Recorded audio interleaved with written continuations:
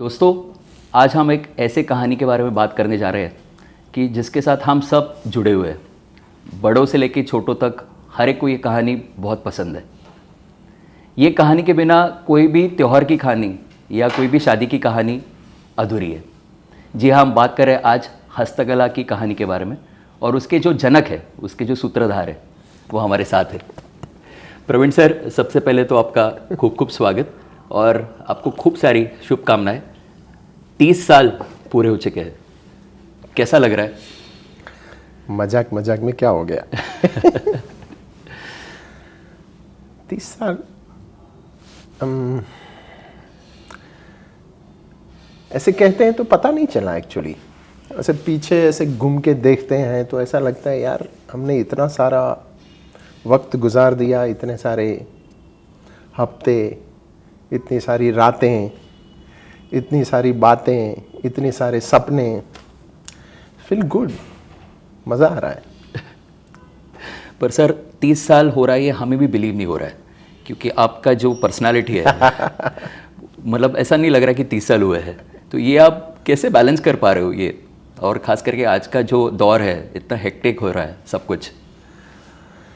I think कभी कभी तो कैसा होता है ये, मैं कोई एक्स्ट्रा एफर्ट्स नहीं लेता हूँ टू बी फ्रेंकली, बट जो पिंड मिला है वो मेरे ख्याल से मेरी माँ से मुझे मिला है। मेरी माँ गांव की थी, बहुत काम करती थी, तो उसने जो पिंड बना के हमें दिया है तो बस हम उसको संभाल रहे हैं। That's it. सर, ये जब हस्तकला आप जब शुरू करने जा रहे थे तो शुरू का दौर कैसा था? मतलब बचपन से आपको एक बिजनेसमैन बनना था? मतलब आप बेसिकली आप आर्ट पर्सन हो, पूरा आर्ट लवर हो आप? बिल्कुल नहीं। तो ये शुरुआत कैसे हुई, थोड़ा इसके बारे में आप। एक गड़बड़ ऐसा हुआ कि मैं तो गांव में पढ़ाई करता था 1 to 7। गांव की स्कूल कैसी रहती है, एक ही कमरा जिसमें 1 से 7 कक्षा के सब बच्चे बैठते थे, 2-3 टीचर हुआ करते थे। नाम की ही पढ़ाई थी, बट तभी गांव में थोड़ा ठीक ठाक था पढ़ने में। बट उस समय भी मुझे ड्राइंग, पेंटिंग्स सब अच्छे लगते थे। गांव में हमारे यहाँ डैम था, और डैम का जो किनारा था वहाँ पर बैठ के डूबता हुआ सूरज देखना, फिर उसमें जो कलर, मेरी माँ उसे संध्या कहती थी जी, वो संध्या के जो रंग जी, वो अच्छे लगते थे। क्यों अच्छे लगते थे पता नहीं, कोई ऐसा आर्ट का माहौल नहीं था, कोई ऐसा स्कूल नहीं था, बट अच्छा लगता था। फिर 7 खत्म हो गया, अभी क्या करना है, तो हमारे वहाँ पर 2 चॉइस था। या तो आप एक बोर्डिंग स्कूल में जाओ जो हमारे गांव से शहर में एक बच्चा जैसा एक सिटी है, वहाँ पर हमारी ही कम्युनिटी की एक बोर्डिंग स्कूल है, आप वहाँ पर जाइए और आगे की स्टोरी बनाइए आपकी, माने 8th, 9th एंड 10th की स्टडी करिए। अदरवाइज़ बॉम्बे जाइए और काम करिए। बट मैं बहुत खुश नसीब हूँ कि जो मेरी भाभी है उसने एक ऐसी बात रखी उस समय मेरे घर में कि मुझे प्रवीण को आगे पढ़ाना है, तो मैं इसे बम्बई लेके जा रही हूँ। अच्छा। तो ये जो पहला जो वो एक कहते हैं ना कि मेरे लिए मेरी लाइफ के अंदर यू टर्न जिसको बोलते हैं, तो वो आ गया। तो मेरी भाभी मुझे यहाँ लेके आई, उनको बड़ा शौक था कि मैं पढ़ूँ, आगे बढ़ूँ, यहाँ तो बिगड़ जाएगा। तो वो लेके आई बॉम्बे में, साथ में उनके भी 3 बेटे थे, उसके साथ मैं और चौथा बेटा। मैं यहाँ पर बिल्कुल कहने से नहीं कतराऊँगा कि वो 3 बेटों से भी ज़्यादा प्यार तो मुझे करती थी। अच्छा। हाँ, और आज भी करती है इनफैक्ट। और उन्होंने, क्योंकि मैं गांव से आया ना, तो अंग्रेजी के 26 लेटर होते हैं, वो भी मुझे पता नहीं थे। और यहाँ पर पहले ही वो इस तेनालीरामन जैसा एक सवाल आ गया। अच्छा। 8th में मैं टीचर स्कूल में मेरे भाई साहब ने एडमिशन करवा दिया। वो गुजराती मीडियम स्कूल थी, बट पहला दिन उसमें भी लड़कियों के साथ बैठने का वही बहुत बड़ा चैलेंज था। उसमें पहले ही दिन टीचर ने खड़ा किया और पूछा तुम्हारा नाम सूचे गुजराती में। मैं रोने लगा। इतना कहते हैं ना कि नम हो गया ना, क्योंकि ये एक्सपीरियंस मेरे लिए पहली बार था। तो वो एक 7-8 दिन मेरे लिए बहुत टफ थे। उसके बाद इंग्लिश का पीरियड आया, कुछ भी पल्ले नहीं पड़े। तो भाभी ने बाजू में ही एक ट्यूशन लगा दिया, तो वहाँ पर ABCD और Z तक की कहानियों का थोड़ा पता चला कि क्या है। तो ये जो बदलाव था मेरी लाइफ का, वो पहला अटेम्प्ट था जहाँ से मुझे ऐसा लगा कि हाँ कुछ आगे कहानी बढ़ेगी। मैं सीखूंगा कि नहीं पता नहीं है, बट जो आपका सवाल था वहाँ तक आता हूँ। 10th तो पास कर दिया, घर में कोई ऐसा एजुकेशन का माहौल नहीं था, कोई ऐसे गाइडेंस नहीं थे, कुछ भी नहीं था, बट मुझे आर्ट्स तो करना था पहले से। 8th 9th और 10th में भी मेरी जो ड्राइंग किताबें थी वो स्कूल की टीचरें ले लेती थी। मैं इतना अच्छा बढ़िया ड्राइंग करता था। अब इसमें कैसा हुआ कि 11th आया तो हमारे पास 3 चॉइस थी उस समय में, साइंस, कॉमर्स, आर्ट्स। तो मुझे लगा ये जो आर्ट्स जो है वो शायद मैं जो चाहता हूँ, जिसमें ड्राइंग है, पेंटिंग है, कलर्स है, वो हो सकता है। अच्छा। वो है, तो मैंने वो लिया। तो मैं गया क्लासेस में, और क्लासेस में गया तो कहानी दूसरी है। इतने बड़े बड़े किताब सब कुछ, और जो मैं चाहता था वो तो पढ़ाई वो है ही नहीं, थी नहीं। तो मैं 2 के 3 दिन के बाद कॉलेज ड्रॉप कर दिया मैंने। फिर कोई अच्छे दोस्त मिले, उन दोस्तों ने बताया कि भाई ये जो आपको जो सीखना है वो सीखने के लिए तो यहाँ पर एक बहुत ही बढ़िया अच्छी कॉलेज है, JJ स्कूल ऑफ आर्ट्स, तो आपको वहाँ जाना चाहिए। मगर उसके पहले आपको एक छोटी सी एक एग्ज़ाम है, वो इंटरमीडिएट की एग्ज़ाम, वो आपको पास करनी पड़ेगी। तो उसके क्लासेस आपको स्पेशल लगाने पड़ेंगे। तो एक घाटकोपर में क्लासेस थे, बेसिक इंस्टीट्यूट, राजाराम क्लासेस। तो हमने वहाँ पर हमारे क्लासेस स्टार्ट कर दिए। तो वहाँ से फिर वो एक इंटरेस्ट ऐसा लगा कि हाँ अब कुछ बात बन रही है और मज़ा आने लगा। जैसे तैसे करके वो कॉलेज भी हमने पास कर दिया। ड्यूरिंग द कॉलेज एक लड़की से थोड़ा इश्क जैसा हो गया। अच्छा। मगर हमारी जो कम्युनिटी है और हमारी जो फैमिली है थोड़ी सी उस समय ऑर्थोडॉक्स थी। उनको लगा कि लड़का तो बेचारा काम से जा रहा है, ये जाए इससे पहले इसको पकड़ के बांध के रख लो। तो वहाँ से ही उठा के फिर बांध दिया। एंड फिर ऐसा था कि अपना खुद का तो कुछ होना चाहिए, कुछ तो होना चाहिए। माने हमारे हाथ में कुछ, हर बार 10 रुपया 15 रुपया मांगना, उस समय 10-15 रुपया बहुत बड़ी एसेट थी, वो मांगना घर में वो ठीक नहीं था। तो कुछ ऐसे ही हम शादियों में जाते थे। उस समय शादियों में फोटोग्राफरों की बड़ी डिमांड हुआ करती थी। माने फोटोग्राफर बोले तो अमिताभ बच्चन, वो भाभीयों में भी फेवरेट होता था, लड़कियों में फेवरेट होता था, बड़ों में फेवरेट होता था हमारा फोटो निकाल। तो हम उससे काफ़ी इंस्पायर हुए। हमने बोला हमको फोटोग्राफर बनना है। अच्छा। तो एक फोटोग्राफी सीखने के क्लासेस लगाए। फोटोग्राफी तो सीख लिया, अभी इंस्ट्रूमेंट चाहिए, उसके लिए पैसा चाहिए, कहाँ से लेके आएंगे। तो उस समय थाना ईस्ट से सिंधी लोग सिंगापुर की खेप लगाते थे। अच्छा। इंपोर्टेड माल लेके आने के लिए। अच्छा।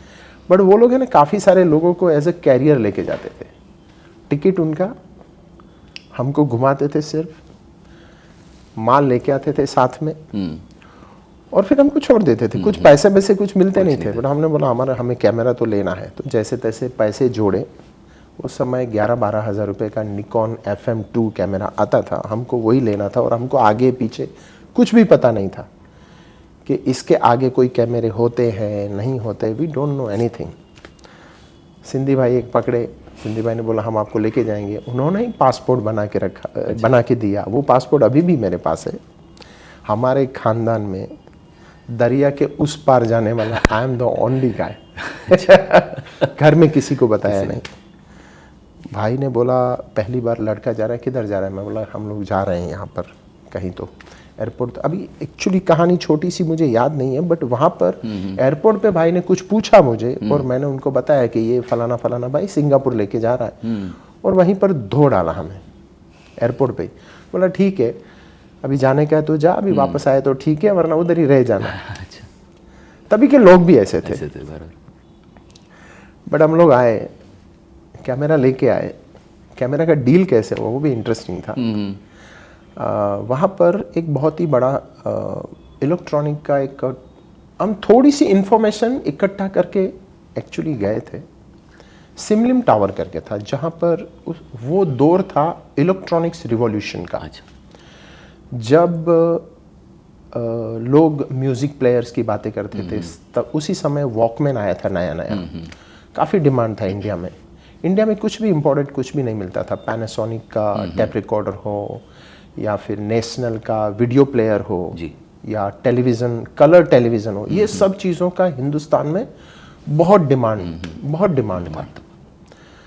तो उस समय ये जो सिमलिम टावर है वो पूरा इलेक्ट्रॉनिक्स का बहुत बड़ा मार्केट था, मेरे ख्याल से 9 या 10 फ्लोर का था। हम तो जैसे अंदर सिंगापुर में उस टावर के अंदर एंट्री हमने लगाया, हम तो पागल हो गए, इतना सारा क्या क्या नहीं था वहाँ। एक कैमरे के स्टोर में गए, हमारे पास अंग्रेजी जैसा तो कोई लैंग्वेज था नहीं। उस समय मेरा एक पार्टनर था साथ में, जयंती सत्रा, अभी वो एक्चुअली वो इंडस्ट्री में है, मैंने खुद ने नाम दिया था सैटेलाइट वीडियो। अच्छा। हमारा वो जो कंपनी था उसका, वो अभी भी वही नाम से अपना काम कर रहा है, वही कर रहा और बहुत ही सुपर्ब काम कर रहा है। Very nice. तो हम दोनों थे, हमारे पास कोई लैंग्वेज नहीं था, तो मूंगा माने डम एंड डेफ, मूंगा बहरा बन के उस स्टोर में गए, बार्गेन किया थ्रू द न्यू पेपर, और हम ब्लैक कलर का FM2 कैमरा खरीद के आ गए। अरे वाह। अच्छा, ओके। तो ये पहला कहते हैं ना कि दरिया पार का हमारा वो जो सफ़र था सक्सेस हो गया। फिर हम इंडिया आए, फिर हमने हमारा खुद का बिजनेस स्टार्ट किया फोटोग्राफी का। वो कुछ 2-3 साल मैं था, 3 साल के बाद मैंने एग्ज़िट लिया, उसने अपना बिजनेस कंटिन्यू किया। एंड देन घर में शादी की बातें चलने लगी, तो मैंने एक शर्त रखी, शादी तो मैं एक ही शर्त पे करूँगा, मुझे मेरे हिसाब से मेरा खुद का स्टोर ओपन करने देंगे तो मैं खुद मेरे हिसाब से बिजनेस करना चाहता हूँ। ओके। बड़े भाई की स्टोर थी वहाँ स्टेशन रोड, जो ओल्ड बाज़ार है अभी थाना की, कजरी नाम की। बट वहाँ पर जिस हिसाब से बिज़नेस होता था वो मुझे पसंद नहीं था, क्योंकि मेरा एक्सपोजर भी इंटरनेशनल हो गया था। फिर मैं काफ़ी बड़े बड़े स्टोर्स में जाता था, जैसे उस समय की बेंजर, रूपम, रूप मिलन, उनके स्टोर्स के बाहर खड़ा रहता था, उनके डिस्प्लेस देखता था, वहाँ की साड़ीज़, वहाँ के कपड़े देखता था। और वो थाना की तो प्योर उस समय की ट्रेडिशनल मार्केट थी। माने एक दुकान, उसमें टॉवेल, अंडरवेयर, अंडरगारमेंट, सब कुछ मिलता था, नो स्पेशलाइजेशन। तो यहाँ पर वो बाजार ही नहीं थी, और कस्टमर भी जो आते थे सब कस्टमर बार्गेन करते थे, तो बाजार डेवलप ही नहीं हुआ था। तो मैं अंदर से ऐसा, मैं दुकान में जाता था क्योंकि जाना पड़ता था, अगर नहीं जाएंगे तो नहीं चलेगा, बट मज़ा नहीं आती थी। तो मैंने ये शर्त रखी, मैं बोला आई वॉन्ट टू मीन्स मुझे मेरी खुद की दुकान करनी है। बड़े भाई साहब बहुत अच्छे थे, और ठीक है। तो पहली स्टोर मुझे आलोक रेस्टोरेंट के सामने मिलन साड़ी सेंटर जी ऑलरेडी कोई चला रहे थे, उनके पास से लेके मेरे हाथ में हैंडओवर कर दिया, और मैंने वो स्टोर का पूरा फर्नीचर चेंज कर दिया पहला ही। जो मेरे अंदर जो स्किल थी, वो कोई आर्किटेक्ट, इंटीरियर डिज़ाइनर नहीं था, बट सब पूरा आपने ही डिज़ाइन किया था? एग्जैक्टली, पूरा मैंने डिज़ाइन किया। आपका एज क्या था तभी वो समय? 21 यस, पूरा। और जितना भी उसके अंदर माल था वो सब पहले तो निकाल दिया, बिकॉज मुझे अब नया इतिहास बनाना था। मैं मार्केट गया, उस समय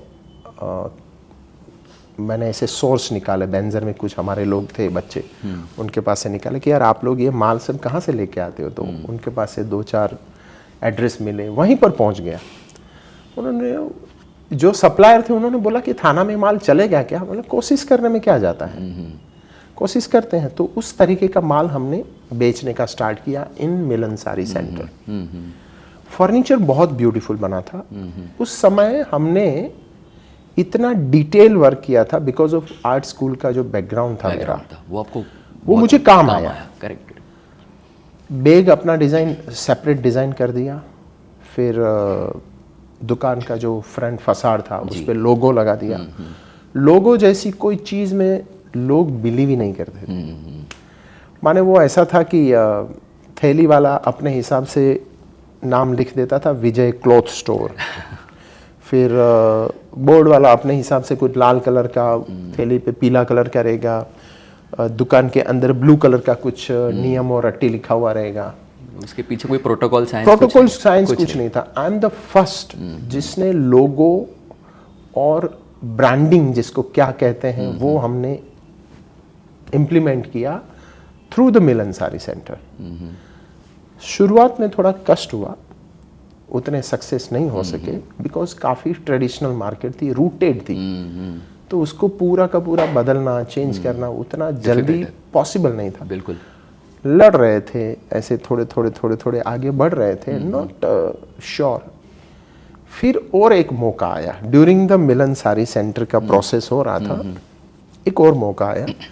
बड़े भाई साहब ने बोला कि एक स्टोर आया है छोटा सा 110 स्क्वायर फीट का, यही रोड पे आगे है, वहाँ मार्केट उतना डेवलप नहीं था, तो क्या अपने को लेना है? मैं बोला ले लो, जवानी का जोश था, कॉन्फिडेंस गजब का था, चलो ले लेते हैं।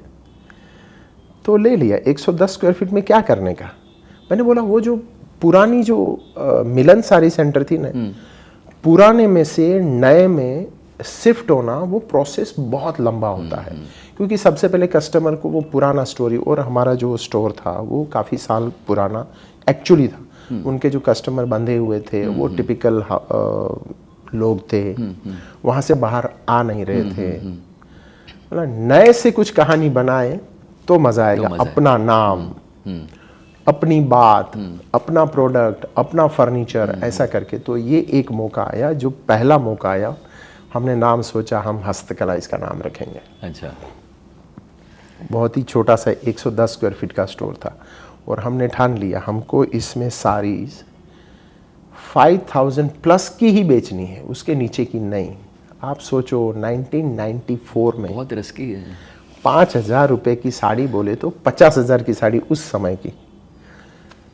मैं गया बनारस मेरा फेवरेट, और बनारस से परचेजिंग करके आया। बिल आने लगे। हमारे खानदान में पहली बार इतने भारी साड़ियाँ किसी ने खरीदी थी। दुकान तो बहुत छोटी थी, तो मेरा घर था, मेरे घर में सब पार्सल उतरते थे, वहाँ पर हम चेक करते थे, लेबल लगाते थे, सब करते थे, घर वाले सब देखते थे। साड़ियाँ तो बहुत ही खूबसूरत और प्यारी थी, कभी देखी ही नहीं थी ऐसी साड़ियाँ इनफैक्ट। फिर दुकान में हमने लगाई, दुकान ओपन स्टार्ट किया। उससे पहले और एक कहानी है, मुझे उसका बोर्ड है ना ग्लास का बनाना था, पूरा ग्लास, क्योंकि टिपिकल बोर्ड्स थे, उसमें से मुझे अपनी स्टोर को बाहर लेके आने के लिए, वो कहते हैं ना कादों में से कमल को खिलाना था, क्लटर में से बाहर लेके आना। बराबर। तो हमारा स्टोर का तभी मैं कहता हूँ ये जो फसाड था वो कुछ 11.5 फीट का था। तो मुझे 11.5 फीट का ग्लास चाहिए, और वो भी फसाड के ऊपर, क्योंकि उसके अंदर गोल्ड का मुझे इंग्रेविंग करना था। भाटिया ग्लास वाले हमारे काफ़ी अच्छे दोस्त थे, हमारे ओल्ड सप्लायर्स, उन्होंने बोला प्रवीण 8 फुट के ऊपर है ना ग्लास आता ही नहीं है। बोला सर मुझे वो बीच में से वो लाइन तो चाहिए नहीं, I want 1 piece glass. Possible ही नहीं, उसके लिए तुझे फैक्ट्री में जाना पड़ेगा ना। चलो जाएंगे। मतलब फैक्ट्री में, I am just 22 years old boy, factory में तू कैसे? मैं बोला कोई एक फैक्ट्री का एड्रेस तो दो, मैं जाऊं उससे बात तो करूं। तो उन्होंने मुझे एक भांडुप में एक फैक्ट्री का एड्रेस दिया कि वहाँ ग्लास बनाते हैं, तू जा, अगर तेरा काम होता है तो। मैं उसके ऑफिस में पहुँच गया एड्रेस के ऊपर, तभी गूगल नहीं थे सर, अपने हिसाब से ही पहुँच गए। मैं छोटा, सामने एक बड़े अंकल बैठे थे। मैंने अंकल मेरे को है ना 11.5 फुट का एक ग्लास चाहिए और एंग्रेविंग कराना है, मेरी दुकान पे लगाना। वो अंकल बोले तुझे मालूम है उसकी कॉस्ट कितनी होती है? मैंने जितनी भी कॉस्ट हो उसमें क्या है, बन सकता है कि नहीं? तो बेटा 8 फुट का ही चलता है, 8 फुट के ऊपर ग्लास चलता ही नहीं है, ये स्पेशल है तेरा, तो उसको बनाने के लिए काफ़ी पैसा लगेगा। कितना लगेगा? तो उन्होंने कुछ उस समय में नंबर दिया था, कुछ 45,000 और समथिंग। डन, 1 सेकेंड भी सोचा नहीं, कोई नेगोशिएशन बार्गेनिंग, कुछ नेगोशिएशन नहीं, तू बना के दे रहा है ना, डन, 45,000 डन। उस समय में सर 45,000 का बजट में पूरी दुकान का फर्नीचर होता था। बिल्कुल। तो तभी से क्वालिटी कॉन्शियस और वो एक जिद कि क्यों नहीं होता है, एवरीथिंग इज पॉसिबल, उसका मैं बोलता हूँ। ये जो नेचर आया ना मेरा, वो कहाँ से आया? थोड़ा सा पीछे जाते हैं तो हमारे गांव में मैं जब छोटा था तभी पढ़ने का मुझे बहुत शौक था। काफ़ी सारी किताबें पिताजी लेके आते थे, बाल बुक, मतलब बच्चों की किताबें। हमारे वहाँ पर एक जैन गुरुजी आए थे, कुछ इन बिटवीन, मैं 5th में रहेगा माइट बी, तो उन्होंने एक लाइब्रेरी बना के दी सुवई के अंदर में, मेरे गांव में। अच्छा। जिसमें काफ़ी सारे किताबों को रखा गया। तो हम वो किताबों के ऊपर कवर लगाने के लिए जाते थे, क्योंकि गांव में छोटा सा, हम कोई काम करना था, हमको वो उसका रजिस्टर मेंटेन करना है, उसका कवर लगाना, ये सब हम करते थे। मगर वो जो लाइब्रेरी थी उसमें जुले वन की किताबें थी। जुले वन जो अभी हमको पता चल रहा है कि जुले वन बोले तो वो आदमी है, गुजराती में मैं बोलता हूँ कि पाताल लोकनी सफ़र, पाताल लोक बोले तो दरिया के अंदर की सफ़र, फिर स्पेस की सफ़र, ऐसी ऐसी किताबें, माने कल्पनाओं की किताबें, इमेजिनेशन।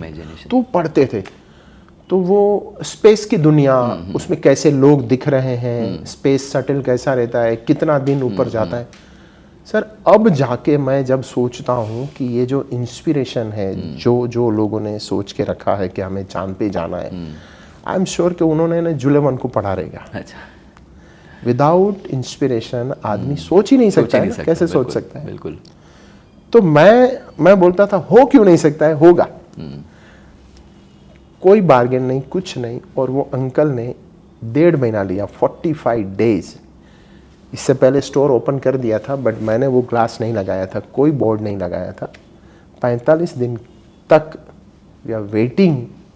और तभी तो डब्बा फ़ोन का आता था, घुमाते थे, अंकल कितना दिन बेटा बन रहा है, बन रहा। वो अंकल ने बहुत हमें सपोर्ट किया और बना के दिया। सर बनाने के बाद अभी नेक्स्ट टास्क था, इसको चढ़ाना कैसे ऊपर, बराबर। उसके लिए 20 लोग लगे, पूरा प्रांजी बांधना, ऊपर चढ़ाना, उसको कैसे टिकाना। अच्छा, उस समय दूसरा एक चैलेंज था, कुछ भी पॉलिटिकल चेंजेस आते थे या कुछ भी अगेंस्ट द गवर्नमेंट या कुछ लिखते थे, तो लोग है ना दगड़ लेके निकलते थे, या तो दुकानों के कांच फोड़ने का उनको मज़ा आता था, या तो हमारी एसटी को जलाना। ये 2 ही काम थे। तो घर से बोलने लगे, यार कांच का तूने बोर्ड बनाया तो फोड़ डालेंगे, कभी भी कुछ भी होगा तो मतलब फोड़ेंगे तो देखा जाएगा। सो इस तरीके का सर थोड़ा रिबलिश नेचर था पहले से था। और वो हस्तकला हो गई खड़ी। बट हाँ, अगेन वन इंटरेस्टिंग चीज़, 7 दिन तक सर बोनी नहीं किया हमने। अच्छा। हाँ, एक भी कस्टमर ने डिस्प्ले लगा हुआ है, तारीफ कर रहे हैं लोग, अंदर आ रहे हैं। तो 7 दिन के बाद बड़े भाई भड़क गए। बड़े भाई ने मेरे से बड़े और उनसे छोटे भाई को बुलाया, रमेश भाई, उनको बुलाया कि तू है ना एक काम करे, सब माल को रिटर्न करवा दे और अपनी दुकान का माल भर दे। मैंने बोला सर मेरे को एक 10 दिन का टाइम दीजिए, और 10 दिन का टाइम दीजिए, देखते हैं। तो अब 10 दिन था मेरे पास। गुजराती में एक ऐसा हमने लिखा लाइन, उसमें हमारे पास एक सारिस थी। वो सारिस के पल्लू में काफ़ी सारे घोड़े थे और वो कुरुक्षेत्र का मैदान बताया गया था साड़ी के अंदर। वल्कलम करके सारिस थी। अच्छा। इट इज़ कॉल्ड वल्कलम। तो उसको डिस्प्ले में लगाया और तभी रोड को क्रॉस बोर्ड लगाते थे सब दुकानदार, अपने अपने नाम के क्रॉस बोर्ड, तभी चलता था। हमने क्रॉस बोर्ड लगाया। मैंने गुजराती में लिखा कि लास्ट ये जो घोड़े हैं ये कुरुक्षेत्र के मैदान में भागे थे, अब वो हस्तकला के स्टोर के साड़ी के पल्लू पे थम गए हैं। अरे वाह, इसका तुम इंग्लिश करके दो, मेरे भतीजे को बोला। अच्छा। तो मेरे भतीजे ने उसको इंग्लिश में मस्त फ्रेम करके दिया। वो हमने लिखा क्रॉस बोर्ड पे, लगा दिया क्रॉस। एक कस्टमर आया उसे पढ़ के, और पहला कस्टमर हमारा 44,000 का था। और उस दिन हमने जो डांस किया है ना, this is the story start. Super. मतलब हमेशा कुछ यूनिक करना, हटके करना, पर उसमें से रिस्क भी बहुत है ना। बहुत। मतलब इतना एडवेंचरस होना, उसके लिए बहुत गट्स लगते हैं।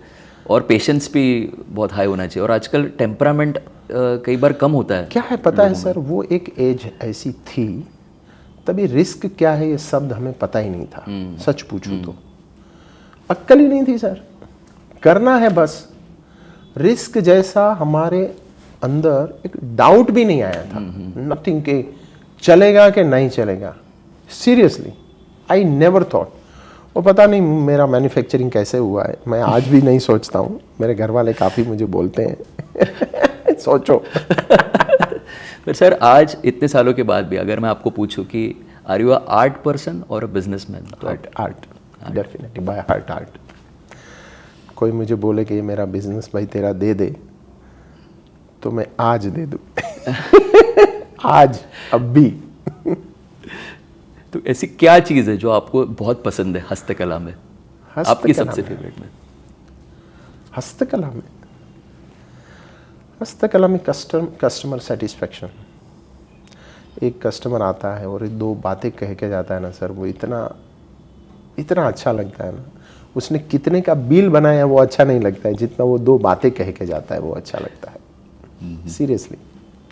इसलिए आपका एक परिवार बड़ा बन चुका है। मतलब मैंने कई बार देखा है कि आपको लोग वेडिंग इनविटेशन के कार्ड्स देने जाते हैं। बहुत बहुत बहुत यही है इसके पीछे जो सक्सेस स्टोरी है ना, ऑलवेज इसके पीछे एक तो टीम रहता है, एक हमारे प्रामाणिक कस्टमर्स रहते हैं, और तीसरा हमारा फैमिली रहता है। This 3 things makes you success, और वही लोग रहते हैं, और यही है हमारी टीम है, वो बहुत ही सुपर्ब एंड स्ट्रॉन्ग है।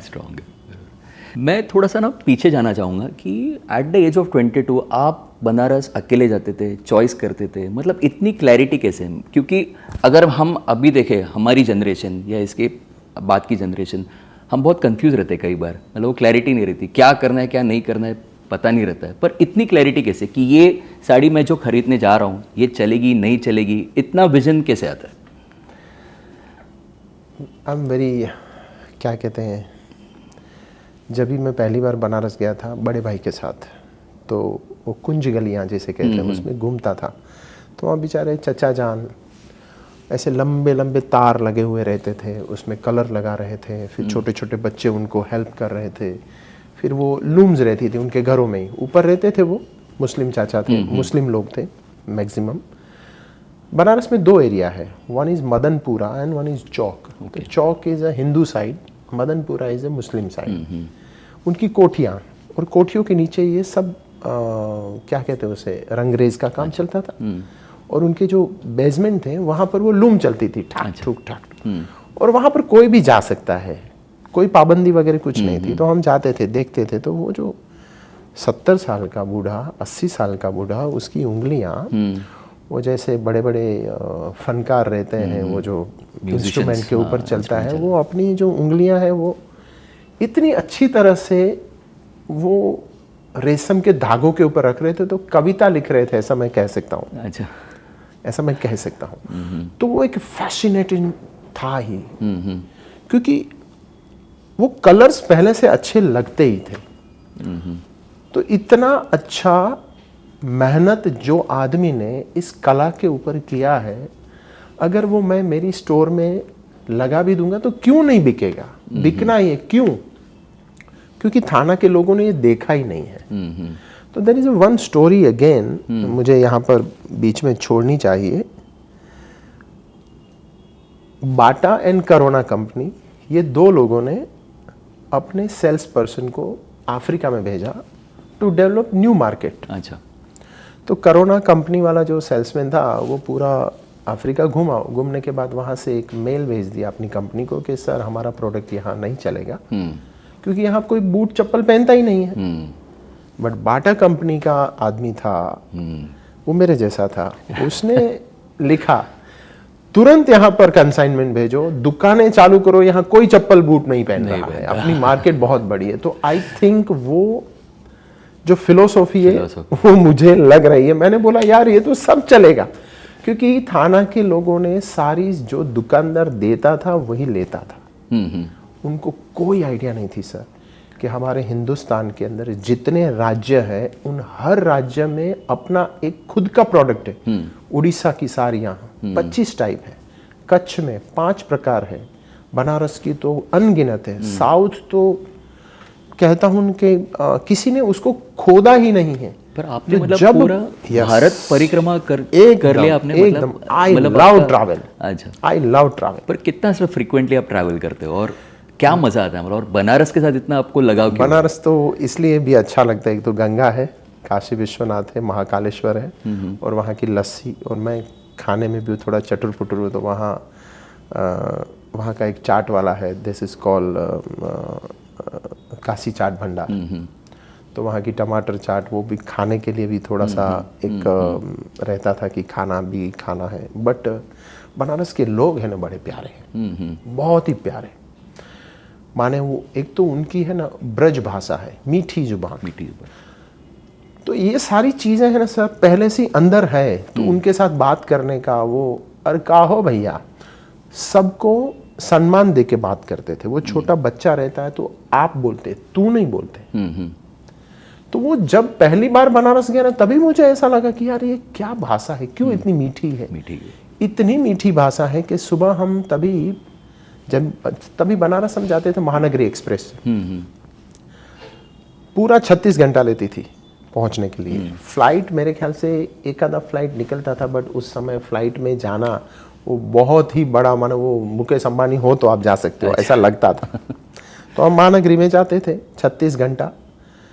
और उससे भी आप बहुत सीखते हो ना, जब आप अरे सर, ट्रैवल ट्रैवल करते हो तो और my लोगों में God, रहते हो। उनकी तो ट्रेन कहानी में अब हो गए। बताने जाएंगे तो फिर घंटे कम गिरेंगे। मैं तो कहता हूँ अभी का जो यंग जनरेशन है हमारा, उनको इसके बीच में कहता हूँ कि ट्रैवल करो बॉस, ट्रैवल करो, मगर विदाउट मोबाइल। अच्छा, मतलब travel is the best B school, ऐसा कह सकते हैं कि आप बहुत सीखते हो practical business lesson. B school नहीं सर, आपकी लाइफ स्कूल है। मैं Life बोलता हूँ लाइफ स्कूल। कौन कब अनजाने में आपको मिल जाएगा और वो क्या सिखा के जाएगा, चला जाएगा, पता भी नहीं चलेगा। बट शर्त यह है कि आंख कान सब खुला रखना चाहिए। अभी तो क्या होता है कि हम लोग काफ़ी वर्ल्ड ट्रैवल करते हैं, तो काफ़ी हनीमून कपल्स रहते हैं। तो एक हमारे एक बहुत ही अच्छे गुजराती राइटर, उन्होंने लिखा था कि अभी स्विट्ज़रलैंड में गया था, बोलता है ज़ूमफ्रो जाने का था। तो एक हमारे साथ हनीमून कपल था, तो दोनों लोग मोबाइल के ऊपर सेल्फी सेल्फी सेल्फी गिरा रहे। तो जहाँ से हम बोलते हैं हमने स्टार्ट किया और ज़ूमफ्रो आ गए, फिर मुझे पूछा उन्होंने कि ज़ूमफ्रो आ गया, मतलब आ गया। तो वो जो बीच की जो कहानी थी ना, वो उनसे छूट गई। और वही इंटरेस्टिंग होती है, इंटरेस्टिंग, मतलब डेस्टिनेशन से अच्छा वो जो प्रोसेस है। बड़े मियाँ साहब ने कहा है ना कि जो मज़ा सफ़र में है वो मंजिल में कहाँ। मंजिल में नहीं है। तो उनको मंजिल मिली, सफ़र की सारी मज़ा ही लुट गई उनकी। तो मैं बोलता हूँ ये यंगस्टर्स को, जितने भी लोग हैं यंग, ट्रैवल करो, बहुत ट्रैवल करो। गूगल आपको सर इंफॉर्मेशन देगा, नॉलेज नहीं देगा। गूगल में आप जान सकोगे यहाँ से कितने घंटे पे है, कितने समय में आप पहुँचोगे, दैट्स इट। बाकी जो इनसाइट है वो तो एक जिंदा आदमी आपके साथ बैठा है, उसके साथ अगर खुल ही नहीं सको तो ख़त्म हो गई कहानी। पर ऐसी कोई कहानी याद है आपको जो आपका एक कोई हमसफ़र था, आप जा रहे थे कहीं ट्रैवल कर रहे थे और कुछ? बहुत सारी है, मगर अभी कोई एक आधी ड्यूरिंग द प्रोसेस में याद आएगी तो ऑफ कोर्स मैं डालता हूँ। ऐसी काफ़ी सारी बातें हैं। क्या बातें हैं याद एक्चुअली नहीं आ रही है। But you know one interesting, मैं भूल जाऊँ उससे पहले मैं एक चीज़ यहाँ पर रखना चाहूँगा। हमने जो मिलन सारी सेंटर लिया ना, तभी मेरी एज 21 साल की थी। 21 साल बोले तो जवानी का समय रहता है। दो चीज़ें होती है, या तो लड़का बिगड़ सकता है या तो लड़का संवर सकता है। It is everything is upon आपको कंपनी कैसी मिलती है। मेरी तकदीर बहुत अच्छी थी सर कि मिलन सारी सेंटर जिनकी प्रॉपर्टी थी उनको हम आज बापा करके बुलाते हैं, नागजी भाई, नागजी पापा, हम बापा बुलाते थे। तो एक शर्त ऐसी रखी थी बापा ने, उस समय उनकी एज रहेगी मेरे ख्याल से 70, और 70 साल के वो जो सीनियर सिटीजन रहते हैं उनको घर में पूरा दिन क्या करेंगे। तो एक ऐसा था कि सुबह और शाम मैं सिर्फ दुकान में बैठने के लिए आऊँगा ताकि थोड़ा मन लगा रहे। बिल्कुल। तो उन्होंने एक शर्त रखी, हमने बोला बहुत अच्छा, तभी मेरी बुद्धि क्या काम, उन्होंने बहुत अच्छा, बापा का अगर संग मिल गया तो नथिंग लाइक इट। अच्छा। तो बापा सुबह और शाम रोज मिलन साड़ी सेंटर पे आते थे, कैश काउंटर पे बैठते थे। बाकी अदर देन बापा हम सब लोग यंग बच्चे थे, 21 साल 22 साल 18 साल के। तो बापा की जो बातें थी, क्योंकि उनके पास तो एक्सपीरियंस था, अनुभव था, बहुत बड़ा एक्सपीरियंस, बहुत अनुभव था। बिल्कुल। तो जो बातें थी ना, उससे मैं थोड़ा थोड़ा नर्चर होता गया, थोड़ा सुलझ, माने जिंदगी के कुछ जो प्रश्न थे जिनके जवाब शायद किताबों में नहीं होते हैं, वो इनको बूढ़ों के पास होती है, तो वो मिलने लगा। एक ऐसी छोटी सी क्या बात हुई, मैं बताता हूँ। जब भी बापा ये दुकान पहले चलाते थे, तभी संडे का दिन रहता है ना, तो हर दुकानदार के पास है ना मांगने वाले की लाइन लगती है। 10 पैसा 5 पैसा ऐसा सब लोग देते थे। बराबर। कई प्रकार के लोग आते थे, उसमें गंजेरी भी आते थे, कुछ अच्छे आदमी भी आते थे, कोई बावा, कोई काशी का, कोई भूला भटका, सब लोग आते थे। बापा का एक नियम था, गांव देवी मैदान पे एक झुनका भाकर केंद्र था, वहां से एक पूरा महीने भर का एक यहाँ रसीद लेके आते थे। एवरी संडे बापा वो एक रसीद उनको देता था कि वहां जाके आप खाना खा लो। तो जैसे ही हम लोगों ने स्टोर संभालने का चालू किया, now the property belongs to me, तो बापा ने सबको बोल दिया अभी तू ना बोल दे। तो मैंने बोला क्यों बापा? पता नहीं, मैं तो देता था, अभी तू क्यों देगा? मैं बोला बापा जो आपने चालू किया है ना, वो कंटिन्यू में रखना है। तो बापा के आंख में आंसू आ गए और हमने उसे कंटिन्यू रखा। तो उसमें है ना गाली देने वाले भी लोग आते थे, गालियां भी दे के जाते थे। तो फिर हम तो यंग थे, हमने बोला पापा देखो इनको खाना खिलाते फिर भी गाली दे के जाते। तो पापा क्या बोलते थे पता है, बेटा तेरे को कुछ दे के जा रहा है ना, लेके तो नहीं जा रहा है। तो ये जो फिलोसॉफिकल बातें थी उनका मतलब अब समझ रहा है। पर आप हमेशा सेंसिटिव रहे हैं बहुत, और आपको बहुत संवेदनशील है, मतलब सोसाइटी की तरफ। और आज आप कैसे देखते हो जब ये सोसाइटी का ये सब माहौल है और बहुत डिजिटल भी हो रहा है, एक तरफ अमीर अमीर बहुत बनते जा रहे हैं, गरीब बहुत गरीब बनते जा रहे हैं, मतलब वो गैप बहुत बढ़ रहा है, इसमें आप ये सब कैसे देखते हो? अब मैं कहता हूँ कि लोग अभी खो गए सब पैसों के पीछे, पैसों की रेस एवरीवेयर। स्मशान में जाओ, हर जगह पे जाओ, पैसों की ही बातें। Success is equal to money, that's it. But उनको ये पता नहीं चल रहा है कि success is equal to not money, उसके ऊपर है कुछ। बट अभी ये बातें हम जो उनके सामने कहते हैं तो हम बावले लगते हैं। तो अभी कुछ बातें बोलने जैसे है नहीं हम।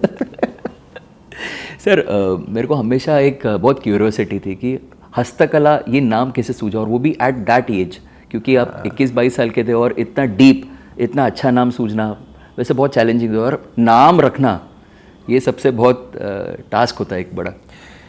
स्पॉन्टी आया था हस्तकला, क्योंकि हम ट्रैवल करते थे ड्यूरिंग द बनारस, माने जब भी मिलन साड़ी सेंटर था और हम जाते थे यहाँ पर बनारस में खरीदी करने के लिए, तो ऑलवेज एक कान में एक बात आती थी, हाथों का बना हुआ है ये हस्तकला की बनी हुई है। एक दो डिफरेंस होता था, एक पावरलूम की साड़ीज बनती थी, एक हैंडलूम की साड़ीज बनती थी। Handloom always costly then powerloom, क्योंकि ये मशीन है और ये हाथों का काम किया हुआ है। और मैंने बताया ना कि हिंदुस्तान में हम रहते हैं और हम जो बेच रहे थे वो हमारा सबसे प्रेस्टिजियस प्रोडक्ट है, वो साड़ी लेगेसी वाला प्रोडक्ट है। गोल्ड के बाद अगर कुछ चीज़ जो है जो हम हमारे घर में किसी के लिए लेके जाते हैं वो साड़ी होती है। तो ऑलवेज आई फैसिनेट अबाउट कि हाथ की कारीगरी की बनी हुई साड़ीज। तो हस्तकला इस तरीके से कुछ आया, और भी कुछ 2-3 कहानियां हैं, बट चल गया वैसा ना हो। पर जैसे आपने कहा कि साड़ी इज़ वेरी प्रेस्टिजियस, मतलब अगर हम किसी को भेंट देते साड़ी तो सामने वाला बहुत खुश होता है। तो आपने भी श्योर भाभी को कभी ना कभी गिफ्ट दिया होगा, तो पहली साड़ी जो आपने गिफ्ट करी थी अभी तक है उसके पास है? yes. वो क्या थी और वो कितना टाइम लगा आपको चॉइस करने में? कुछ नहीं, मैं गया था, कलकत्ता गया था, कलकत्ता से लेके आया था, कांथा स्टिच की थी।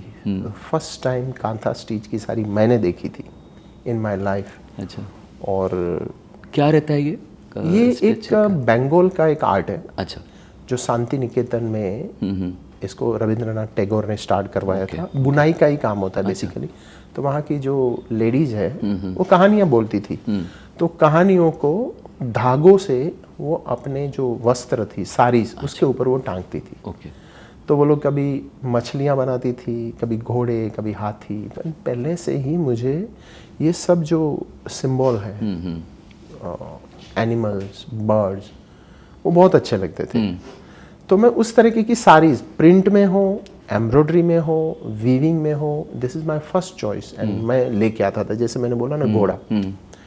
बट वो समय ऐसा था, थोड़ा सा हमारा थाना का मैं बोलता हूँ मार्केट, थोड़ा सा पुराने लोग थे, तो कुछ लोग एकदम हाँ कि नहीं मछली की साड़ी नहीं पहनने की, घोड़े की साड़ी नहीं पहनने की, figures we don't want, but I am stick to them. नहीं, मैं अपनी चॉइस तो बदलूंगा नहीं। तो कुछ मॉडर्न लोग आते थे, उनको बहुत अच्छा लगता था, दे वांट आल्सो एक्सपेरिमेंट। तो दैट वाज समथिंग यूनिक कि अरे हस्तकला में कुछ नया मिलेगा, कुछ अलग मिलेगा, अलग देखने को मिलेगा। और आपका सर व्यूअर्स के प्रति भी बहुत लगाव है, बहुत प्यार है। मतलब जैसे आपने कहा, आपने वो जिक्र किया कि उसकी आर्ट ही इतनी खूबसूरत है, इतनी प्यारी है कि यार वो क्यों नहीं चलेगी, ज़रूर चलेगी। मतलब आपको उनके ऊपर बहुत कॉन्फिडेंस भी है। तो इनके प्रति जो आपका प्यार है, लगाव है, इसका क्या है? लाइक आपका कैसे बॉन्डिंग है उनके साथ? मैं देखो तभी तो मैं वो फैमिली और वो परिवार के साथ हम रहते थे एक्चुअली। बहुत भोले लोग थे, बहुत वो खेलते खेलते कलाएं कर देते थे। कभी कभी किताबों के जरिए हमें पता चलता था कि जितने भी आर्टिस्ट है, माने आर्टिस्ट माने not modern artist, I am talking about this artist, वो भगवान के देवदूत है। ऐसे ही नहीं आती है कला, बहुत डिफिकल्ट है, बहुत डिफिकल्ट और बहुत पेशेंस वाला भी काम है ना। ऑफ कोर्स, माने वो अभी तो चलो वो लोग भी टेक्नोलॉजी से भी हो गए हैं, अभी तो वो लोग भी हाँ, अभी वो भी वो म्यूजिक सिस्टम लगाते हैं, कान में वो कुछ ठोस देते हैं और वो म्यूजिक सुनते रहते और कुछ सारीज बनाते हैं। तो उस समय तो वो लोग खुद गीत गाते थे, वो मैंने देखा है। वो खुद गुनगुनाते थे, उनकी बीवियां गुनगुनाती थी।